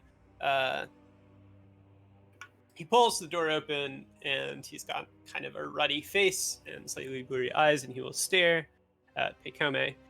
Now, has he seen Pekome? When was the last time he actually saw her? I think when they first got the mission to. Yeah, the very initial mission for the Yeah. Order, right before they set out. Okay. Yeah. So she's wearing very different armor. It does have House Bori's crest on it, somewhat helpfully, and she stinks. So he's gonna stare at her for a couple seconds and kind of sniff in, like, and blanch just a tiny bit. You know, step back, pulling the door open. It's okay. He's got the defensive odor of alcohol to block Yeah, most he of pretty much does. And he'll gesture in and go like, "You look like you've gotten yourself in a bad way, Pekome. Come on in." She'll incline her head and step inside. Sure. He kind of nudges the door shut in her wake. Is Bone Crusher at home or with Rayvald right now? Probably Rayvald. Okay, yeah. So Bone Crusher probably trots in and looks at Pekome, smells Pekome, and leaves. Rayvald will step in after Pekome and ask, "What brings you over my way?" I felt it had been rude how long since we had last seen each other, with how much you had invested in our group.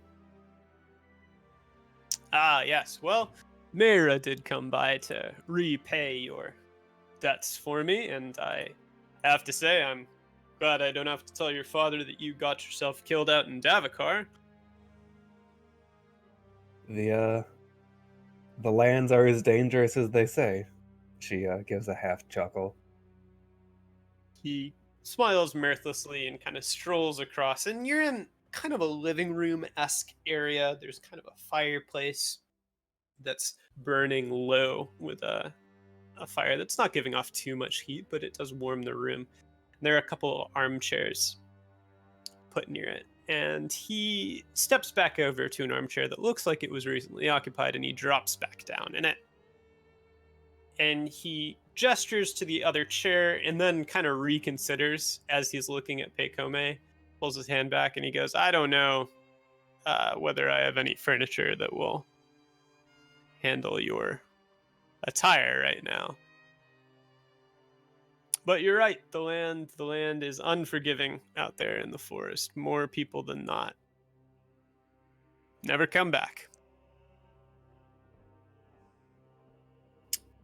More often than not, thinking back, I feel we might have been lucky to return.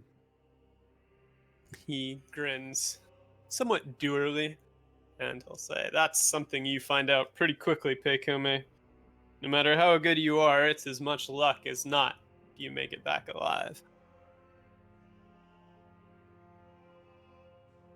And then she seems to hesitate with something for a moment, as if debating with herself. Yeah, And then he doesn't really hurry her. He just kind of chills. I've come to ask for your advice. Advice, huh? She nods. He kind of gives a little bit of a shrug that barely moves him and says, I'll hear you out. My father trusts you, of course, and you've done nothing but a good turn for me. And she's gonna reach up and unlatch her helmet. Yeah. She takes it off, or it just opens like the visor? Or... She pauses for a moment after like flipping the latch, and then takes it off and holds it under one arm. Okay. And he does not know that she's a changeling. Or, well, he did not know that she was a changeling. He did not yet. This is her, like, telling him. And she still looks similar to previous descriptions. She's got yes, like, kind of the stag She horns. She doesn't have the ability to shift. Yeah. Mm-hmm. The horns are probably a little bit more noticeable now, sticking out of it. Now. She hasn't filed them down as much. She is not. Gotcha. Yeah, so he'll kind of rock back just a little and stare at her for 20 seconds or so without saying anything. Eventually, he kind of lets out a low whistle and goes, huh, wow. What's Lord Bori's name again? That is in my sheet. Hold on. Daddy. Rawl guy. Rawl guy? Yeah. Rawl guy Bori. Oh, God. Yeah, he'll go, well, I think Rawl guy's kept that a secret all this time. We'll kind of study Pekome for a few seconds and go, I see. She gives a sad laugh at that and says, not even Mother knows. Kind of takes a couple seconds for him to say anything, and we'll reach up and scratch through his beard for a few seconds before asking, what exactly do you need advice with? Our first trip into the ruins, we were set upon by guards of Thistlehold. They saw me for as I am and have used that as leverage for favors. Favors? We were told, and we have just finished delivering a chest to a barbarian named Kodamar in Blackmoore. His nose wrinkles a little bit at the name. Kodamar's no good. Well, you can get anything from him. So they're using you as errand boys. That doesn't sound too ominous, but seems like they wouldn't leverage you for that sort of thing unless it were involved in something a little more impactful. She nods. I'm certain Karmeon. She pauses. I don't know. I don't believe you've met yet. We'll no doubt have figured out what was inside the chest.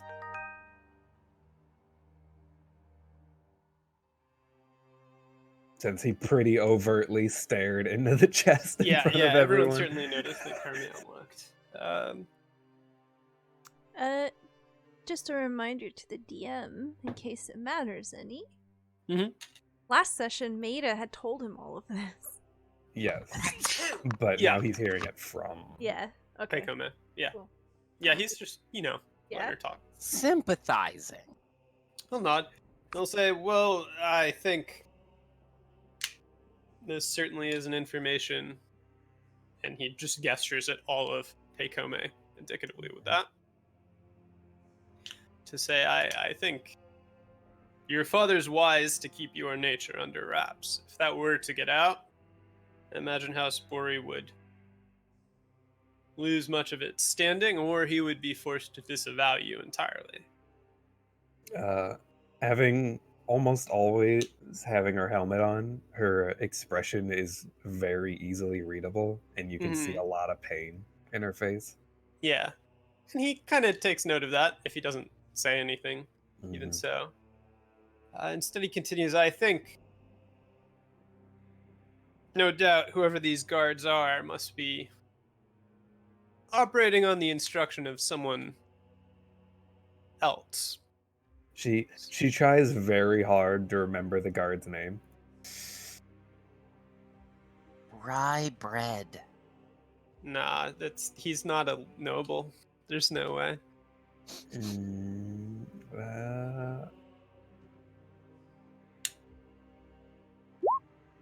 Nope. No, she doesn't remember. Yep. Those stupid plain folk that aren't nobles, they're all the same. Why don't they have names or little badges with numbers Or be on like them 10 feet tall. so nobles can tell them apart? So he's gonna say these guards are likely operating at the behest of someone else, so just getting rid of them will hardly solve your problems. She nods. I think you'd be best off finding the source before trying to eliminate it, or go along with what they need you to do. This'll hold, and much of Ambria is made on compromise. She nods, thinking back to her earlier talk with Mayra about compromise. An image of a very sad Maida somehow conjures into your mind. Big changeling puppy eyes. She sees it while staring at the face of Bone Crusher.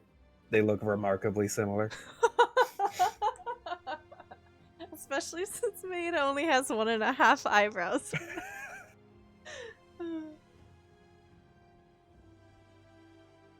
Does she say anything about that, or does she just kind of nod?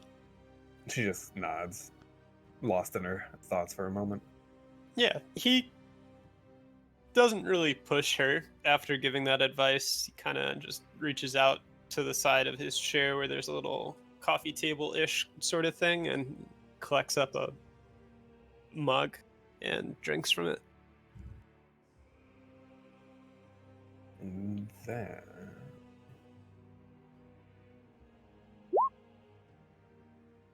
And then, seeing like a lot of doubt, like on her face, and some more pain, she unhooks Black Gift from her back and holds it out. Okay. It has saved us, but I can feel it destroying me within. You can tell, like, she's very tightly holding on to the sheath, and while trying to hand it to him, it's clear that it's hard for her to let go. Okay. Yeah. I feel that if I keep this with me, I will not survive the next trip out. Ooh, okay. So he'll reach up to kind of receive it, and then upon noting that she isn't really letting go, She's staring at her hand, like trying to make herself let go. mm-hmm. For after a long stretch of silence, she lets go and then just stares at her empty hand. Okay. When she lets go, he'll lift it away from her. Kind of glance it up and down. He sets the point of the scabbard onto the ground and lifts the hilt to partially reveal the blade within. And as soon as it starts kind of making that high-pitched keening noise, he just jams it right back down to silence it. So, wow, this is some intense power, Pekome. She nods silently, still staring at her hand as if she was still holding the blade. Mm-hmm. It's clear to see that you've bonded with this, and it can be dangerous to separate an owner from a relic, but I can certainly see that this is powerful enough. It might be too dangerous for you to hold on to. He'll move to a corner of the room and just kind of set the sword there, and then he'll wander back to his seat and settle down and say, whenever you want it back, it'll be here. She nods at that, and as a second thought, she says, do not give it to me unless I seem like I can handle its power again. Makes a sort of disgruntled noise in his throat, but he nods and says, as you will. And then she's gonna slowly lift up her helmet, put it back on, and latch it shut. Mm-hmm. Sounds good. All right. So does she depart after that? She says her farewells and leaves. Yeah. So he won't get up out of his chair, but he'll kind of bid Pekome a safe evening and the best of luck in a sort of vague way. Do you pet Bone Crusher? Bone Crusher won't go near her. Good dog. She smells of sulfur. Best Bone dog. Crusher is What avoiding her. dog do you know would go near someone that smells of brimstone and sulfur? I bet Jacob the cat would visit someone who smells. That's of not a brimstone dog. and sulfur. I know, but Jacob the cat would visit clearly. It's in the title, Kory. You're right. So Pekome heads out, and everyone being Karmeon and Pekome, both make their way back home, where Mayra already is. When Mayra went inside, did she use the handle or did she kick the door down? Well, you can't kick it in. It only opens outwards. Well, she can try. That's for sure. I don't know. All I gotta do is roll another crit success, right? No, she'll use the handle this time. Okay. She's too sad. She's not mad or sassy right now. Yeah, she's sad. despondent. Listen, she's got a lot of feels, okay? Her barbarian brother's dead. Everyone's going through feels right now, Mayra. Except for Karmeon. He's just got a dirty horse. Karmeon's going through feels. It's the feels of what did we just do, and we've got to undo it. And I bet I can't convince these two that we got to undo it. Uh-huh. Look, Mayra and Pekome are very easily convinced of things. They are not stubborn at all. So you reconvene in your house. Mm-hmm. And does Karmeon open with a spiel or anything like that? Yeah, Karmeon's going to burst in. And is Pekome here? She's in like the corner of the room. Shut the door very gently. And then I'll head to the table. I think we just did a really, really, really bad thing. What? Just say it. So I didn't get. So the reason. All right, and then Karmeon first lays out the leaf, the bark, and the wood. Yeah. He's like, "This is really bad stuff." Like he said. Well, he didn't say it was bad stuff, but this is really bad stuff for bad rituals. And the thing that we took to them, it was a heart, and he takes like both his fists and he puts them together, and he's like this big. So just for your reference, Yeah. that's probably a quarter, maybe a little less of the size of the heart. He takes both his hands together and holds out like around how you would hold someone's head in your hands. Yeah. For like- the Better, a this little big. bigger. for the spike in the chest, was it vertical or horizontal? It was vertical. Vertical. Okay. Yeah. Yeah, growing up from the bottom of the chest. That was it. Heart stabbed through with a spike, and it was still beating. And I did some research, and I looked it up. And- Okay. I think we just helped. I mean, I don't know what. There's nothing good that can come of it. But what it's from is about the nicest thing you could come across in the forest.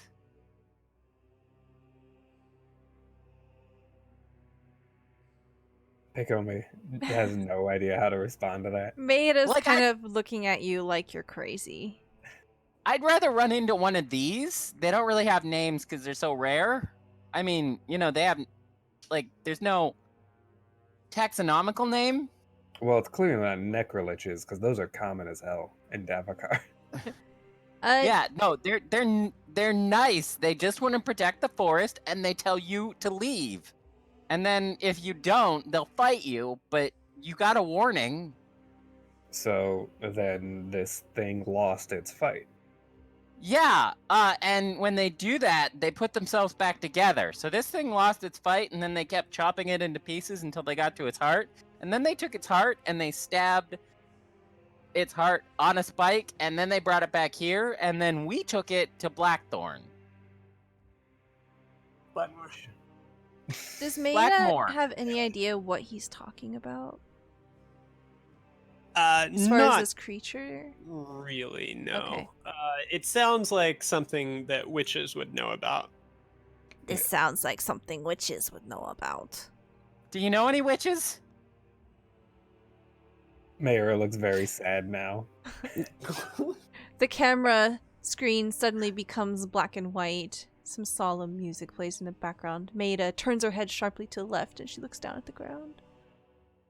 You see a pudgy man talking to a skull or a decapitated head by a campfire. Maida, okay. How common are witches in barbarian culture?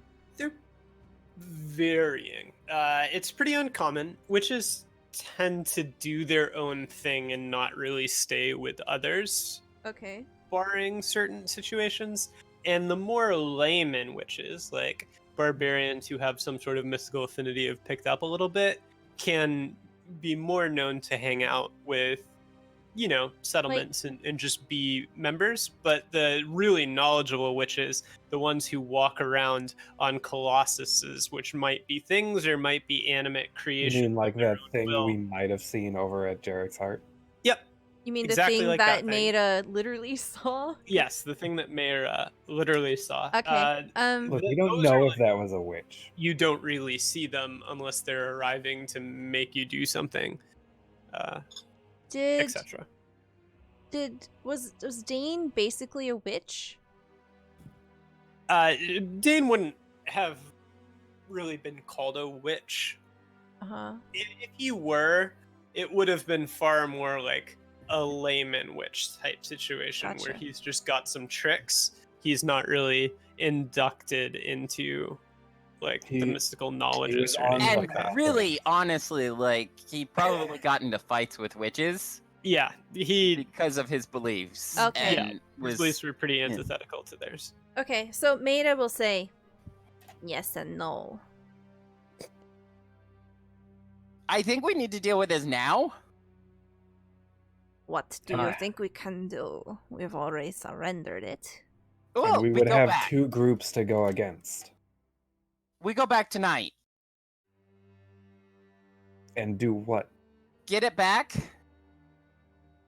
Pekome gestures to the 3 of them. We have 1 person who could potentially get in and get out without dying. Is she gesturing to Maida? Yeah, vaguely.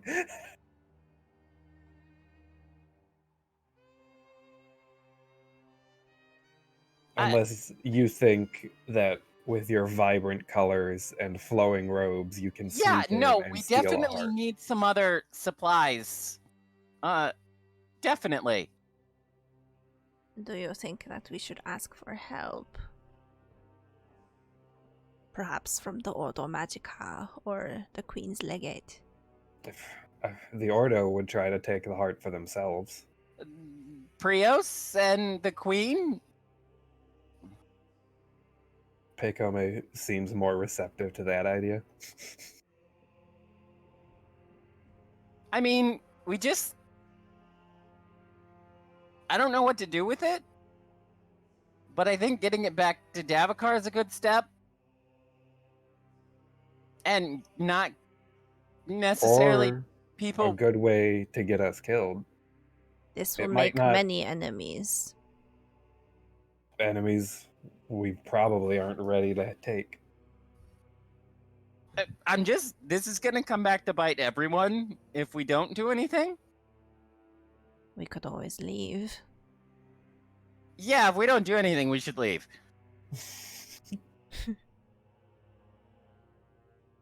Well, we wouldn't be able to take Bone Crusher with us. Maida suddenly looks thoughtful. There's no way that dog could survive in Davokar. Maida sneers at you. I could teach it a thing or two. Not yet, you couldn't. She sneers again. We don't necessarily have to go into Davokar if we are going to run. We could go south. I don't... Should we take it further away from Davokar? She pick up my size, walks over to the table, and puts both her hands on it. So first things first. What are the options? Karmeon grabs a sheet of paper and goes and sits down. And he writes down, leave. We can leave. We can try to take the heart by stealth or by force. Or... And she grimaces under the helmet. We could try and work with this group until we have a better opportunity.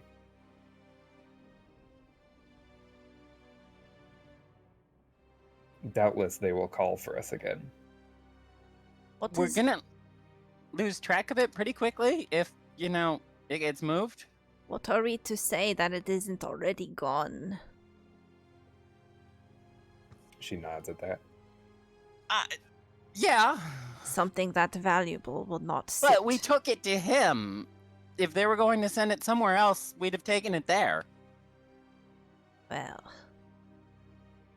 this is the kind of thing that might pass quite many hands. Did you not see all the tents? Yeah, so we should go soon? Tonight? Or not at all? This is not something we could do alone. We would need allies. Either to help us from the fallout afterwards, or to help us succeed in the beginning. What groups could we turn to? I mean, if we could just get our hands on some supplies, we could not be the ones doing it. She tilts her head questioningly. Yeah, Maida also tilts her head. It's a changeling gesture of what the fuck are you talking about? Mayra turns into other people. You never show your face. It's not that hard to hide me in dark. Even under the helmet, you can tell that Pekome is skeptical about that. I'm saying we just need outfits. Eh. Armored outfits. You have to plan for it to fail. Yeah. What do you expect us to do if we have Kodamar and the guards bearing down on us? Should we fight all of Thistlehold and Blackmoore? Well, no, we shouldn't, but this is some really bad stuff. We need... And I trust my chances fighting all of Blackmoore, Thistlehold, and some other place more than I do fighting whatever you can make with a whatever that is. Either way, we would still need an ally. Okay, well, right now we have leave, pretend to help them, and sneak in and break in. She looks at Mayra. You're the one who's most likely to succeed in sneaking in. What do you feel we should do, Mayra? Mayra just kind of makes a vague gesture with her hand. She's looking I can kind of sound like a incredulous. barbarian. And she says, we need help if we are going to make a plan that has any foresight. We need someone to fall on. If we have the blessing of the legate, then if things go south, they might be able to give protection. Then perhaps it'll be only Blackmoore that is upset with us and not Blackmoore and Thistlehold. We have the Legate, the Ordo, and maybe Rayvald could help us get in touch with some other adventurers or treasure hunters who could help us out. I do not think that... What about your people? Karmeon asks of Meira. Ada looks hurt. She... her head snaps to the side. Tears in her eye. No, I'm kidding.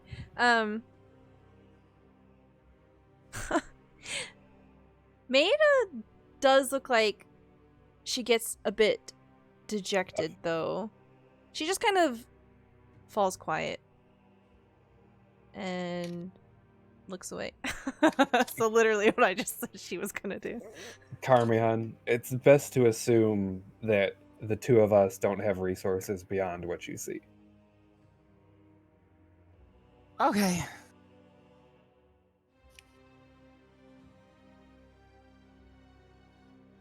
And what of you?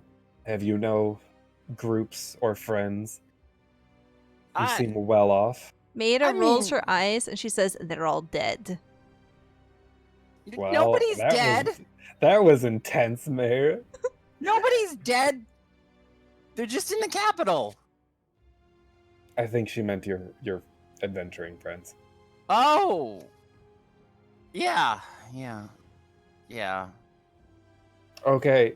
She hits her fist down on the table. No more talking of dead companions from either of you. Continue with the plan. So in the meantime, those urns? She shakes her head no. The urn. She shakes her head no. We have an urn. Maeda produces the urn? That's the urn. That is the urn. Karmeon is... Meira? It is, it contains a salve that will assist with corruption. We think. Allegedly. If you open it up and it smells good, like really good, like indescribably good, then that's good. Or it might kill you. No, I didn't read anything about it killing you, and I haven't been wrong about a single artifact we've come across. Then why have you not smelled it yet? Maeda holds the urn out It's towards not mine. Karmeon. Karmeon takes the urn and breaks open the seal on the top. And then we all die. It was actually a bomb. Maida kind of skirts over into her room and closes the door. Mary just leaves. Listen, she is so suspicious of this thing. Okay. Yeah. Well, Karmeon Not suspicious enough to not take it. And there is a sickly sweet smell that comes from within the urn.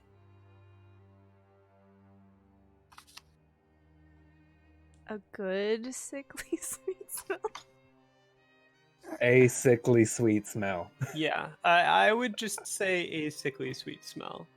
It's very strong and pretty heady. Pekome gestures her hand anyway and says, "What does this have to do with the plans?"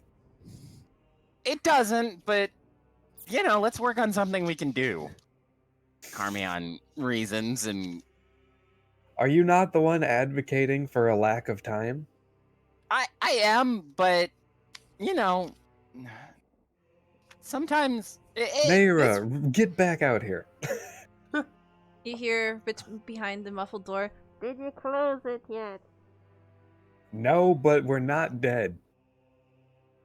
Karmeon puts the seal back on top, which doesn't necessarily do all that you might wish it would. Uh-huh. Yeah, now that the seal's broken, it is definitely imperfect going back in. So how does You the should room not offend it. smell now that it's sickly sweet and filled with brimstone? Yeah, how does the sickly sweet Your interact with the brimstone? Stomach is turning for sure. The sickly sweet smells like some sort of decadent food that you'd eat in very small servings because it's too powerful to do anything else. And it does not mix very well with the smells of brimstone and sulfur. Now it smells like a sickly sweet dessert that you might eat in small servings that has been surrounded by bad eggs. Yeah, so it's like it's a rotting chicken. Look, are you And an gonna let egg. me put this on you as a bandage? You just hear Mayra's door lock. Mayra, I need you out here in case you need to kill me. Better here than out there. I'll kill you after you kill Karmeon. She opens her mouth to say something, then shrugs. Very well.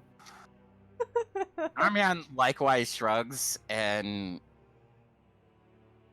finds gloves. It doesn't matter whose they are.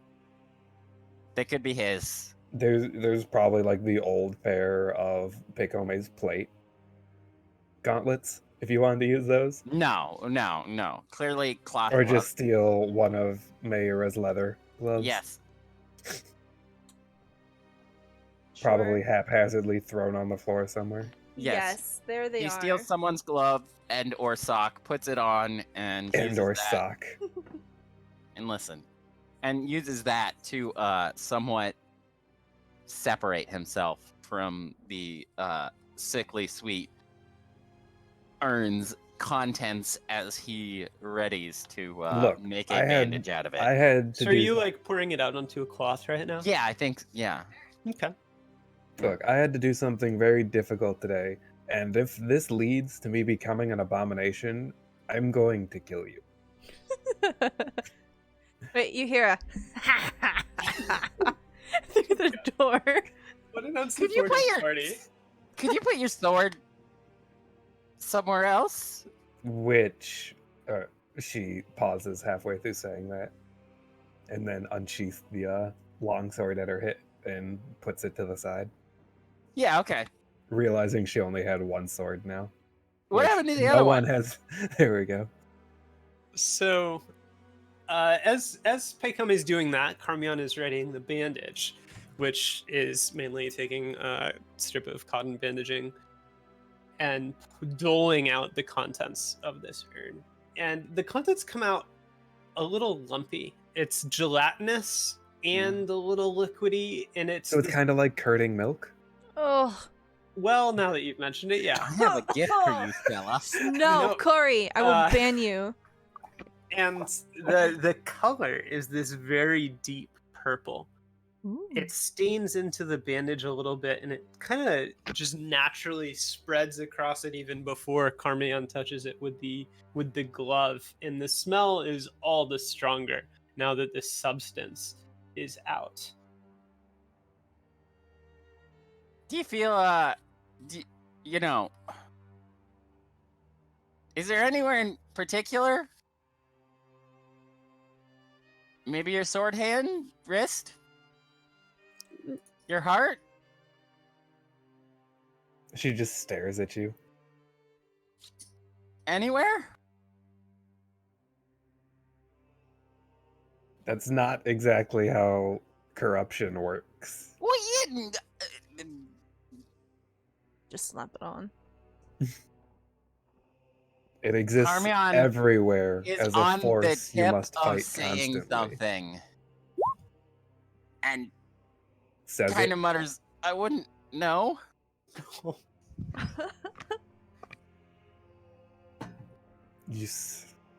She pauses before saying directly to him.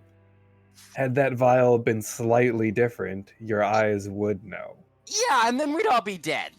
Everybody's made mistakes. And Mistakes?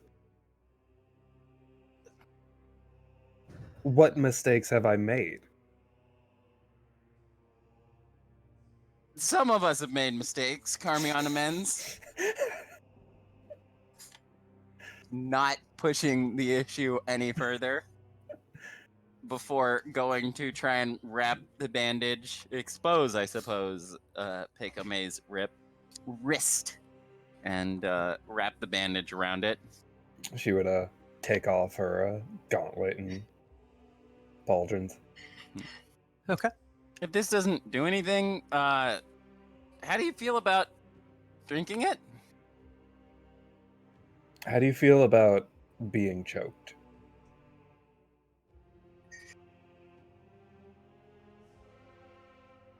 This is Karmeon's response.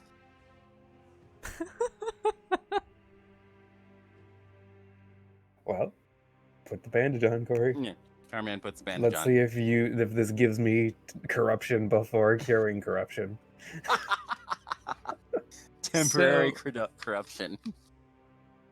Yeah, so the bandage does wrap around Peikome's wrist as Karmeon sets it into place.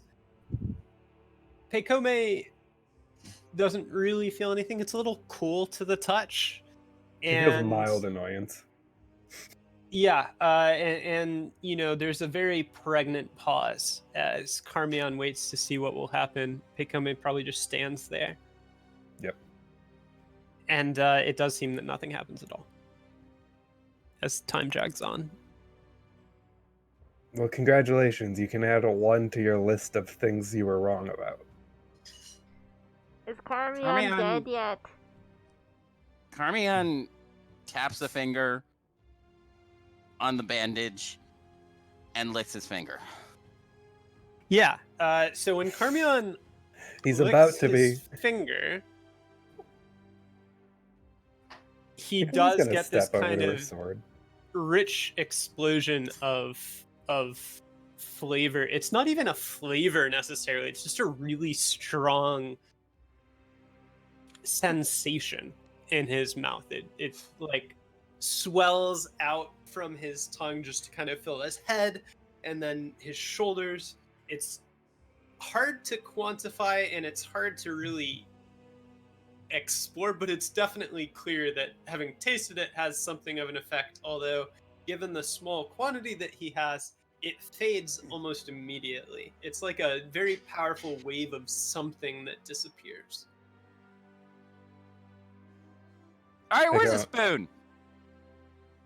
Karmeon starts searching for a spoon. You find a spoon. Yeah, Karmeon finds a spoon. You can find it. Readily. Probably in Mayura's pack. And not to be wasteful, tries scooping right off of Peikome's wrist. That's disgusting. Very disgusting. Pekome steps away from you. I hope just fine, and you're gonna get it off of there later. Just you trust me. And then Karmeon goes to get a spoonful and approaches Pekome. Mayra, can I kill him now before I'm an abomination? Can I keep his coin? I don't can have keep any his coin. hat. I don't like his hat.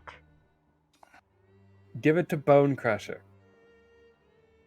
Bone Crusher Okay. already has a hat. Bone Crusher This is- does already have a hat. You wait. Are you trying to feed Pekome while she's got a metal helmet on? No, he's just approaching to right in front of her. Are you just tapping the spoon against her helmet? Like, No, open up. he's just It's approaching to time right for in front of her, food." and he's like, I just tried it. I think this is how you're supposed to do it. I thought that all along, but I didn't think you would go straight for it, so I was hoping that would work, and it didn't work. And so I'm gonna have a spoonful of this if I have to get you to have it. But it's yours and you're wasting it. Pekome takes her helmet off, grabs the spoon from his hand. I'm not a child you need fed. No, you're reasonably cautious about this. Go lock yourself in the other room. I'm not locking myself in the other room. If I'm wrong, you'll just bust the door down and kill me first. Yes, but then at least Mayor will have more time to know that you were wrong. Karmeon stands his ground. She's gonna put the contents back into the urn, pick up the urn, and stare at it for a moment. This is the urn. Yeah. So it is an urn. It's this clay that feels pretty smooth beneath your fingers. Whatever lacquer was on it at one point has kind of faded due to just the years and years that it's been sitting. But it does. I mean, it's still finely made. It's hard. It's dense, and you can feel now that the cap is open, especially the faint slosh of whatever's within.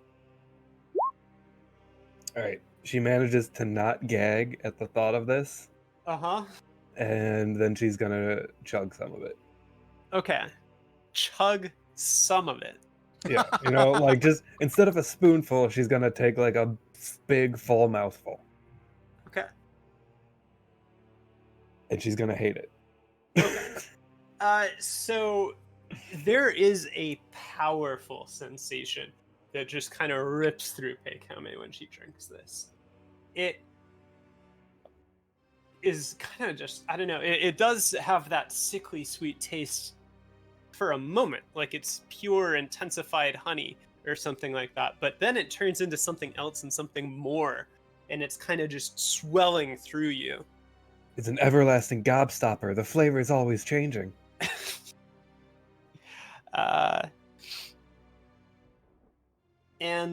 It's kind of dizzying. So for a moment, Pekome is only experiencing this very overwhelming sensation that's part power, part sweetness. I think like once the dizziness like initially starts setting in, she would immediately like put the urn on the table and then just like hold on to it for balance. Yeah, As she tries to like deal with all the sensations. yeah, sounds great. So she sets it back down, maybe a little unsteadily, and then grips onto the table for balance. Karmeon, what's Karmeon up to as he's watching this? If she looks a little unsteady, Karmeon will approach to help steady her Mm-hmm. with the same willingness as is in my voice. Yeah, of course. She's Very gonna tentatively. She's gonna try to shove you away, but miss initially. Okay, yeah. So Pekome reaches out to try and ward Karmeon off and misses, as everyone who does. try to touch Karmeon. It tends to do. Wait, was it a critical fail? Hold on. Yeah. Oh my god, it almost was. Almost. All right. Pekome. Mhm. The sensation becomes stronger, Uh-huh. and it becomes so intense that it's uncomfortable. It feels like there's a pressure in your head, and it's not quite going away. She's I gonna would- she's gonna go down to her elbows on the table and just like hold her head. Yeah. Go ahead and roll a 1d6 and add 1 to it. This is how many death points I take. It's a 6. Is that a good 6 or is that a really bad 6? Go ahead and roll a 1d4.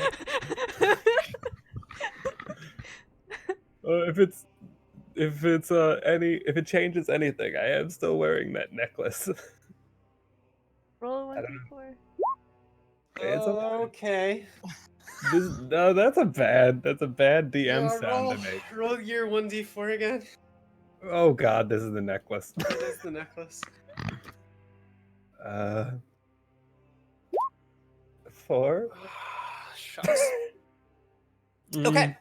So this feeling is Mhm. intoxicating. Mm-hmm. Oh my god. There are little flickers of pain that Pekome feels near her ears and her jaw. And there's a twitch in the muscles of her jaw as this sensation of power just builds and intensifies and becomes uncontainable. And distantly, she feels kind of the flare of heat around her collarbone as this lizard bone necklace sears into her skin. And it doesn't hurt as much as it should because she takes 4 points of damage from it. Mm-hmm. And absorbs 1 of 6 points of corruption.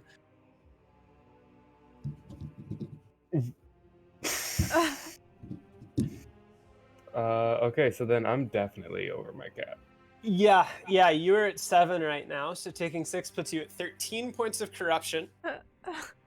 No, 12 because I blocked one of those. Oh, you're right. I'm sorry. That does put you at 12 points of corruption because you blocked 1. If you had flipped the 1d4 rolls, you'd be okay, by the way. But no, yeah, this is a sensation of power that builds and it stops. It does not stop. It keeps growing more intense and more intense. And you feel sort of a disconnection from yourself as the power turns to craving. And sort of this knot appears in Pekome's gut, metaphorically, not physically. Visually. It's covered by armor. As there's sort of a yearning that begins to build and an inarticulate hunger. And that is definitely the start of whatever happens to her as she transitions into an abomination. Oh my god. So this is over for Pekome. It is, although you can certainly describe So how the final steps of that go. so she knew Oh like my we knew what was God. going on.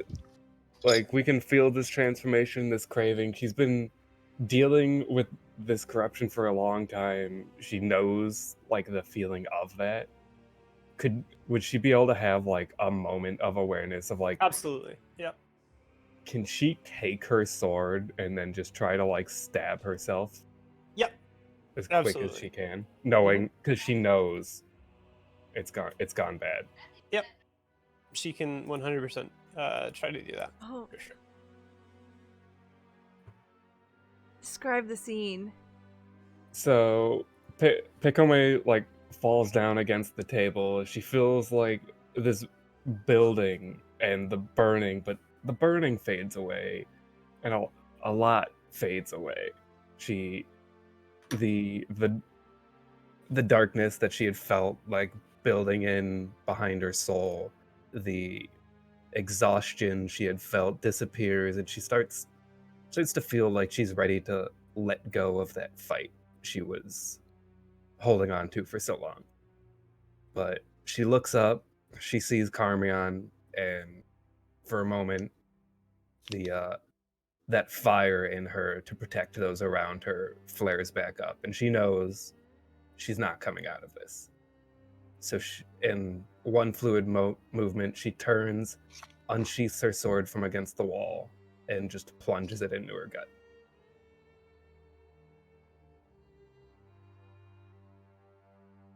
Okay.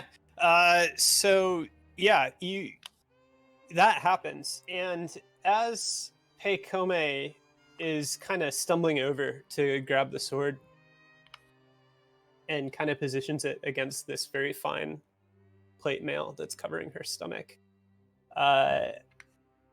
Karmeon can see these veins of black that streak down from the filed down base of the horns on her forehead. Or I'm sorry, is she wearing her helmet right now? I think she is. She took the helmet off, her She took pauldron, it and off her to right drink, right? gauntlet. Yeah, okay. Yep. So he can see these streaks of black that streak down from her horn to the corners of her eyes in these arcs and then descend lower yet. And the horns begin to twist and grow at an accelerated rate as these sort of blackish stag's antlers begin to sprout from her forehead. And she plunges the sword into her stomach. With her considerable strength, she bites right through the armor and into her gut, and strong enough, in fact, to punch out the back as well. And I only had 2 hit points left, if that changed. you only had 2 hit points left. Wow. So I wouldn't say that you've fully killed yourself. But if I put myself in a dying state. But you are really close to dead, yeah. So Pekome, the abomination, as what passes for Changeling's humanity, fades away from her expression, and pitch black eyes settle upon Karmeon, is standing quite unsteadily. She's quite wounded. And you can see these streaks of yellowish, blackish blood seeping through the new rent in her armor. And it reminds you, strikingly, of the blood that the Black Knight, I can't quite remember her full name, that you fought and killed at Jarek's Doesn't Heart. remind Karmeon of It anything. doesn't remind Karmeon of Doesn't that, look 'cause like it wasn't anything there. to me. I think she was called like Nightblade. Yeah, Nightblade. There we go. That's it. That's her name. Nightblade with black gift. Yeah, so there's this sulfuric smelling, weird bleeding creature that once was your friend and companion, with pitch black eyes and an inhuman hunger settling into her features as these twisted black horns sprout from her forehead. You hear? Karmeon's been as silent as I have, and he kind of takes a step or two back and reaches for his stiletto and he yells, "Mayra! I was wrong!" You hear Mayra's door unlock and the door opens quickly. Mayra is wearing the new armor that she bought. She already has her bow strung. And she's pointing an arrow at the back of Pekome's head. Yeah. Okay. So Pekome reverses her grip on the sword in her gut and violently pulls it out. And there's a spray of blood that splashes kind of across the floor, across the wall, and it starts eating into the ground and the wall.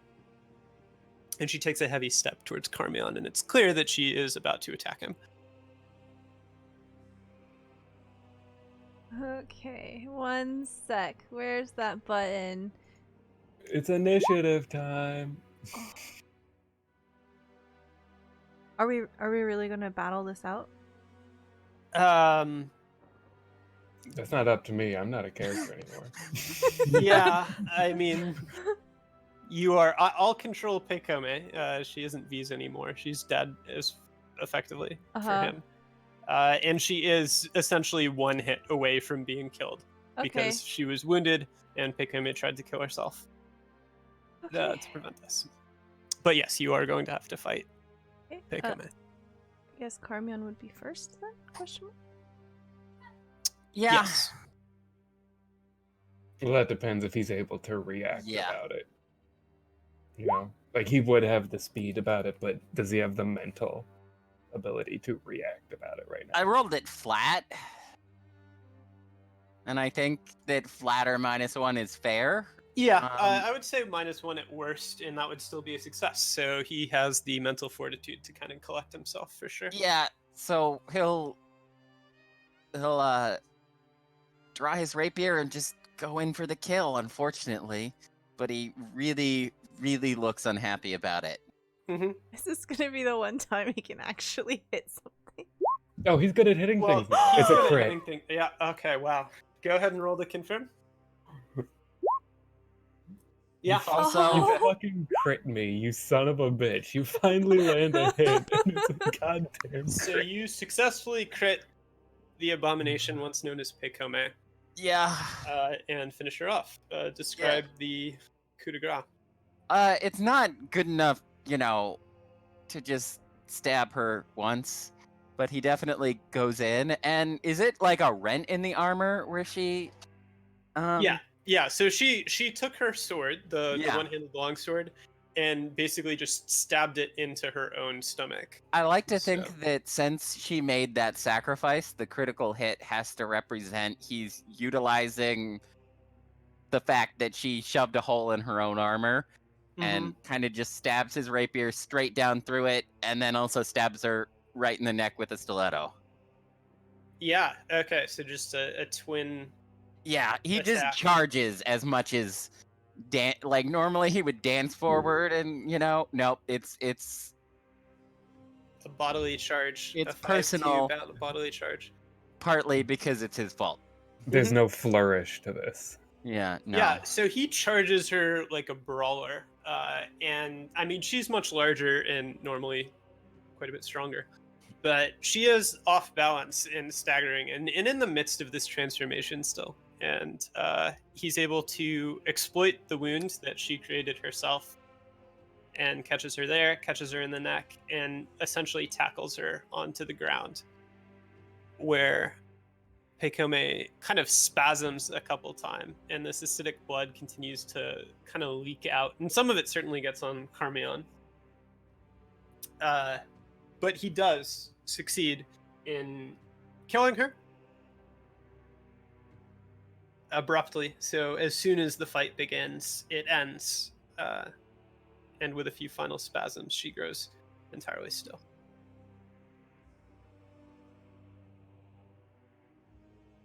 Yep. Karmeon just kind of shoves her away, and stumbles over to collapse against the wall. Yeah. So go ahead and make a defense test to see if you get a substantial enough amount of acid blood on you Okay. to take damage from. Careful, you might melt your breastplate. Okay. At least in his defense and fleeing from his shame, Karmeon poetically dances away. Yeah. So Karmeon does manage to avoid the worst of the blood, and he will not take any acid damage. And yeah, so Pekome is very dead in the middle of the room. I think Maida had drawn her bow and she was going through the motion. She did steel herself. She passed her resolute test. So she would have absolutely drawn an arrow back and was like in the fluid motion of intending to slay Pekome. And then this happens and she's just kind of stunned as she just watches Karmeon plow into her with his dual blades, and I think it takes her a moment to sort of uncoil her muscles and relax the bow. And she just kind of stares down at her as Pekome is just a heap on the floor.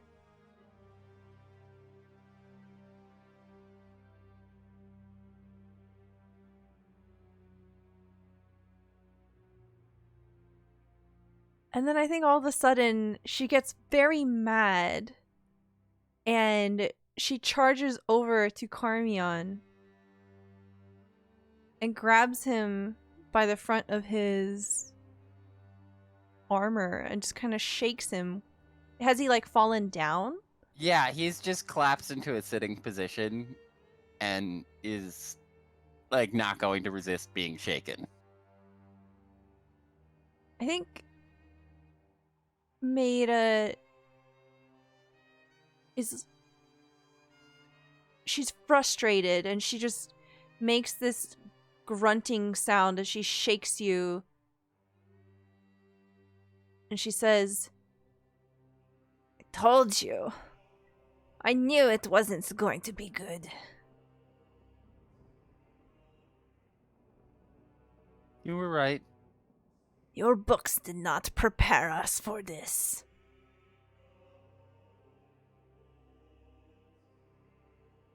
Yeah. And she just kind of lets you go abruptly, huffs out a breath. What are we going to do?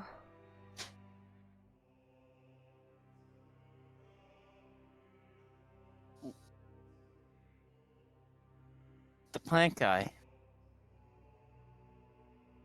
What? Plant guy? Karmeon kind of just keeps staring at Pekome's body. Kodomar? No. The one they killed in the street. Arn? What'd they do with him? Oh shit. Hold on. Where's my notes? Okay. Arn. They arrested him.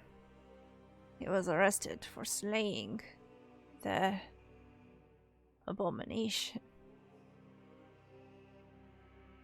I'll go do that. What? That's what we gotta do. We can't get her out of here. It's you or me.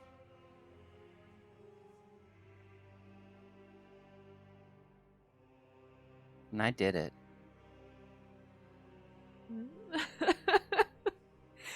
She...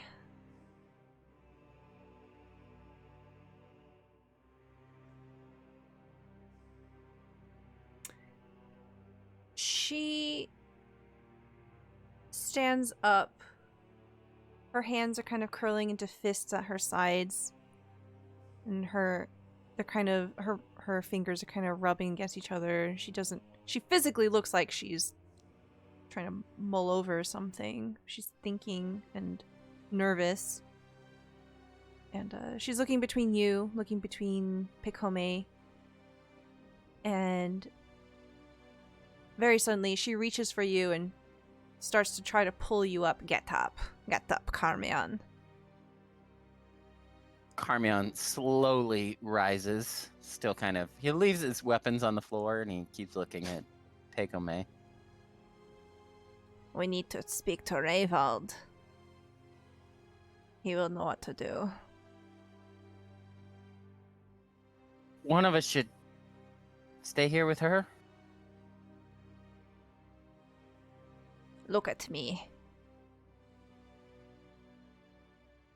Karmeon will look at you with those really, really, really dead eyes. Oh, God. Like, actually dead eyes.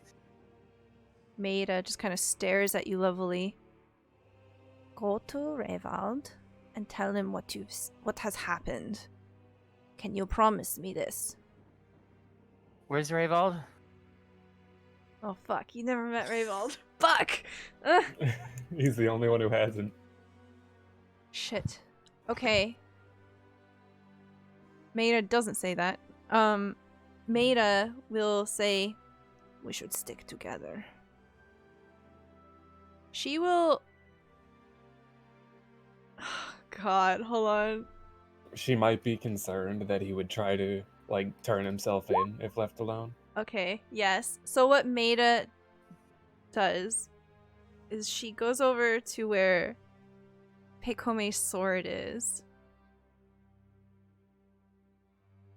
And she lines it up with Pekome's neck. Are you... Karmeon, you should look away. Karmeon goes over to the table and throws up. And much like how Nightblade was beheaded by her brother Dane, Uh-huh. Maida will behead Pekome, toss down the sword, and then grab Karmeon and say, "We need to go to Revold immediately." Why did you do that? It must be done. Karmeon throws up again. And then it's just bile and not anything really left to throw up. God, this room fucking stinks. Yeah. Yeah. That's not in character. That's just me realizing what this goddamn room The smells sickling like. sweet Fuck. smell. You now got the citrus of vomit, Oh dear. Well, the sulfur, the the good burning thing blood. is that Maida's dragging you out and she slams the door closed behind you. Yeah, okay. And Maida will drag him towards Revolt's house.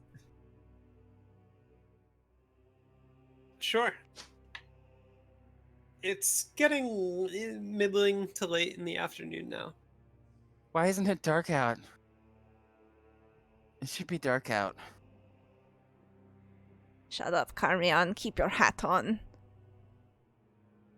Karmeon nods and keeps his head down and follows along. Mayura guides Karmeon to Ravel's house. And she... What, does she pound on the door, knock on it? Yes. Pound. Pounds on the door. And as it opens, Ravel kind of literally peers out. He sees Mayura and, you know, what Karmeon looks like. He gives him a puzzled look and goes, "Mayura, I didn't expect to see you here. Mayura's Pekome kind was of... here, not..." Go ahead. Mayura's kind of just, as he's like greeting them, shoving Karmeon into the house. Uh-huh. With the sense of Ravel urgency. kinda, like, half catches Karmeon and takes a step back and goes, what's going on?" Maida shoves the door closed behind her. Pekome turned into an abomination. His head rocks back just a little. The revelation, and he goes, "That sounds unusual. She was here. She left her sword with me just an hour ago." There was something... I was wrong about a liquid. I don't know what it does. It didn't do what the book said it would.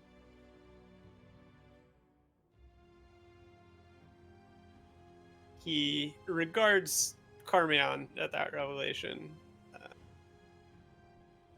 And his eyes are kind of red-rimmed, and he's sort of drunk. But his expression is pretty level as he considers the statement. Eventually kind of lets out a grunt and says, "There's always a risk."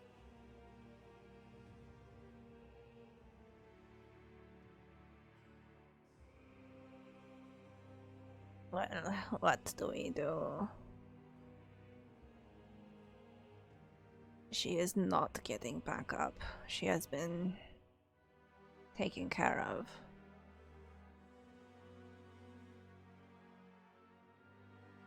I take that to mean you've got a body. Yes. Yeah. He reaches up and kind of scratches at the back of his head. Says, well, that's complicated. I know a few people. I can have a wagon brought to your house and we'll get rid of it, but you'll want to get her out of her armor if she's still wearing House Bori's crest. And it'd probably be best for you if you had some sort of explanation for why she's not around. I can't imagine the nobility would be too pleased to hear you killed her.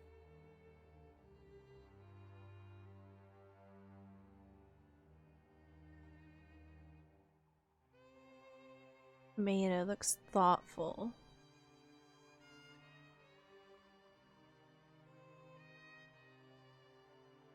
Karmeon just keeps staring forward. Still somewhat in shock.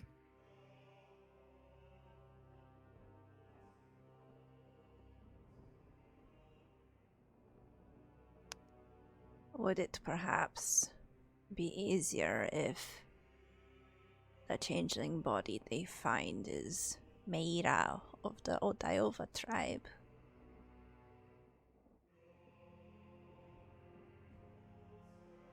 He shrugs at that and says, well, I think if you get her out of that armor, she's just another changeling abomination. We don't need to be too specific beyond that, do we? Well, she kind of looks at Karmeon and she assesses him. She looks a bit somber, a bit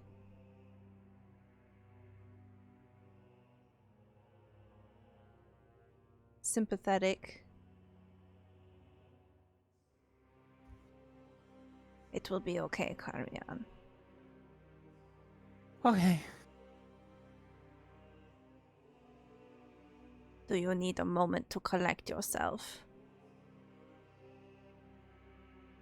More than that. So no. Let's do this. Maida will put her hand on your shoulder and kind of gesture you to stop. And she says, Rayvald, would it be okay if he collects No, his... I'm gonna help.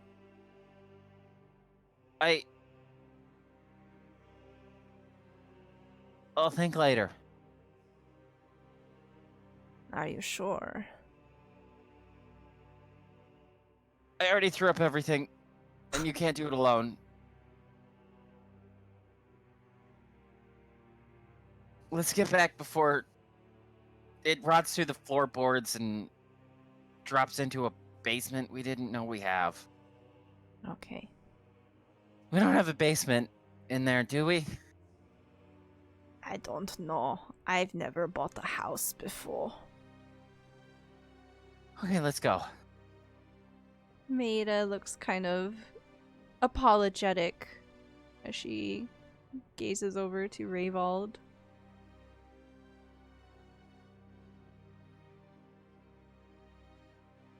What do we do afterwards? You just get her out of her armor, and in half an hour, I'll be there to get rid of her. And then you two just... And he kind of glances from Mayra to Karmeon and then back and shrugs and says, you two, just sort yourselves out. Okay. Maida will open the door. Karmeon will shake his head a few times and head outside.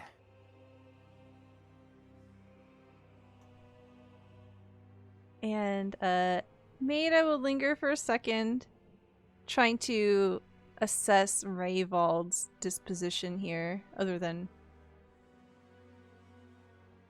drunk and processing this information, maybe. He looks a little grim, but not all that concerned, I guess. I mean, he's somber in a way, but also he doesn't seem like this is something that never happens in Thistlehold, you know? It's just an unpleasant day in the life. Okay. With that, she'll just leave and close the door. And encourage Karmeon back towards their home. Karmeon looks a bit more ready to deal with this with every step he takes. Yeah. Sure. And it's quite a few steps back home. Although when the door opens, almost immediately you are faced with... Having to deal with this? Yep. And all the associated smells.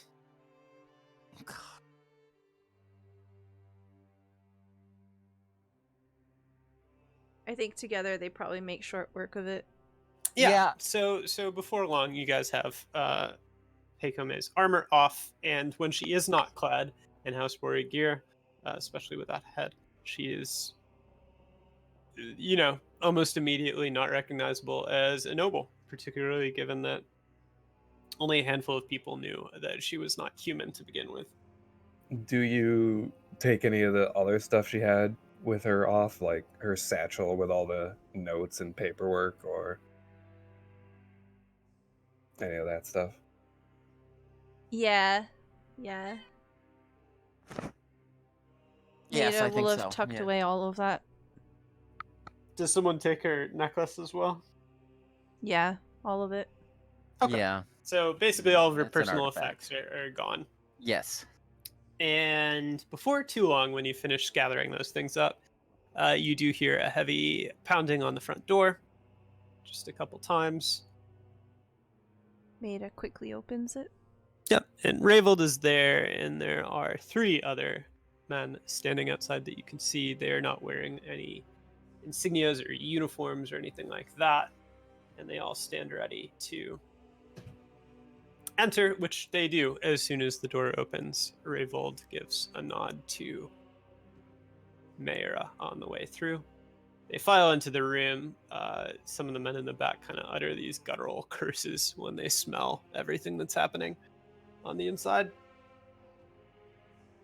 And they look down to see the beheaded corpse of Heikome and, the clear signs of being an abomination here and there.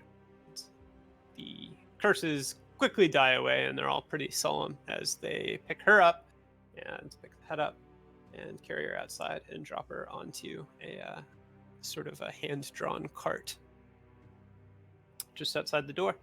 And the 3 men start heading off with the cart almost immediately. Ravold lingers a moment to look back at the pair of surviving party members and kind of just gives them a grim nod. He's still intoxicated for sure, but he looks steady on his feet and he looks very somber. He says, "We'll take care of her. Just you 2 have had a difficult night of it. You should just set to recover and make sure you're all right." I'm And, Karmeon. I'm Ravold. It's rough times to meet you, Karmeon. And he'll Yeah. turn and just kind of start chomping after the cart.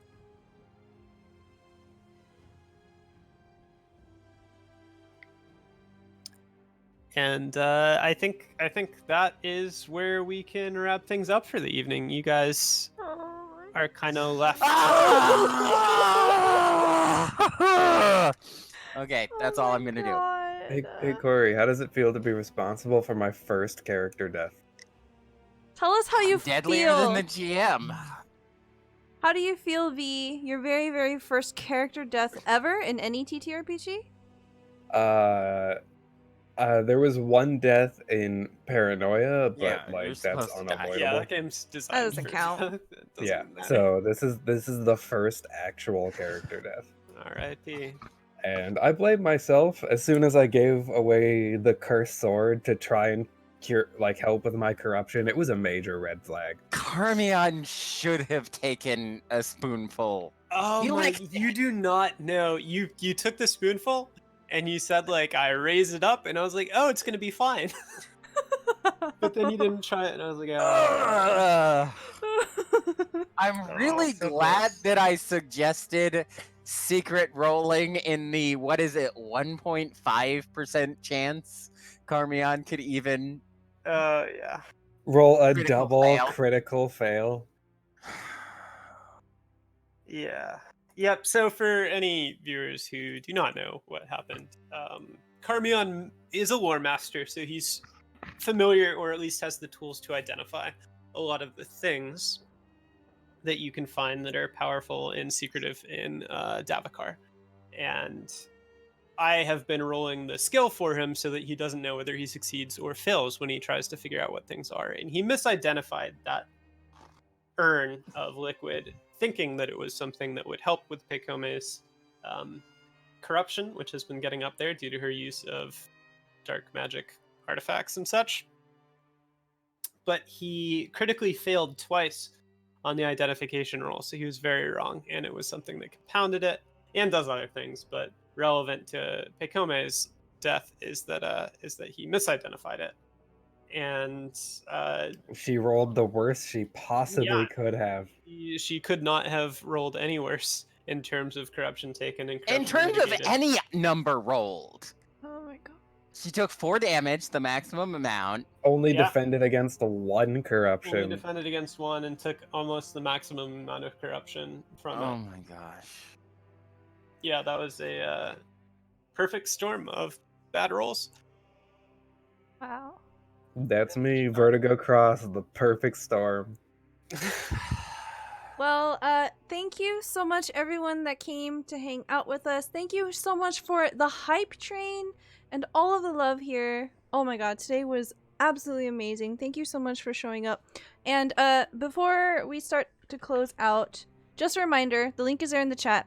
You can download Symbaroum for free today, only today. They are releasing new things, so the core book is available. Please, please, please download it. It's free. Why not? Maybe Come you'll turn play your someday. friends into abominations. Turn your friends into abominations and then behead them. Yes. We're gonna go around and do a few quick shout outs, and we'll start off with Kory. How do You you can feel? catch me at twitch.tv/alert-trap-shield-I-am-glitch, where I stream something or other. I'm so sorry, me.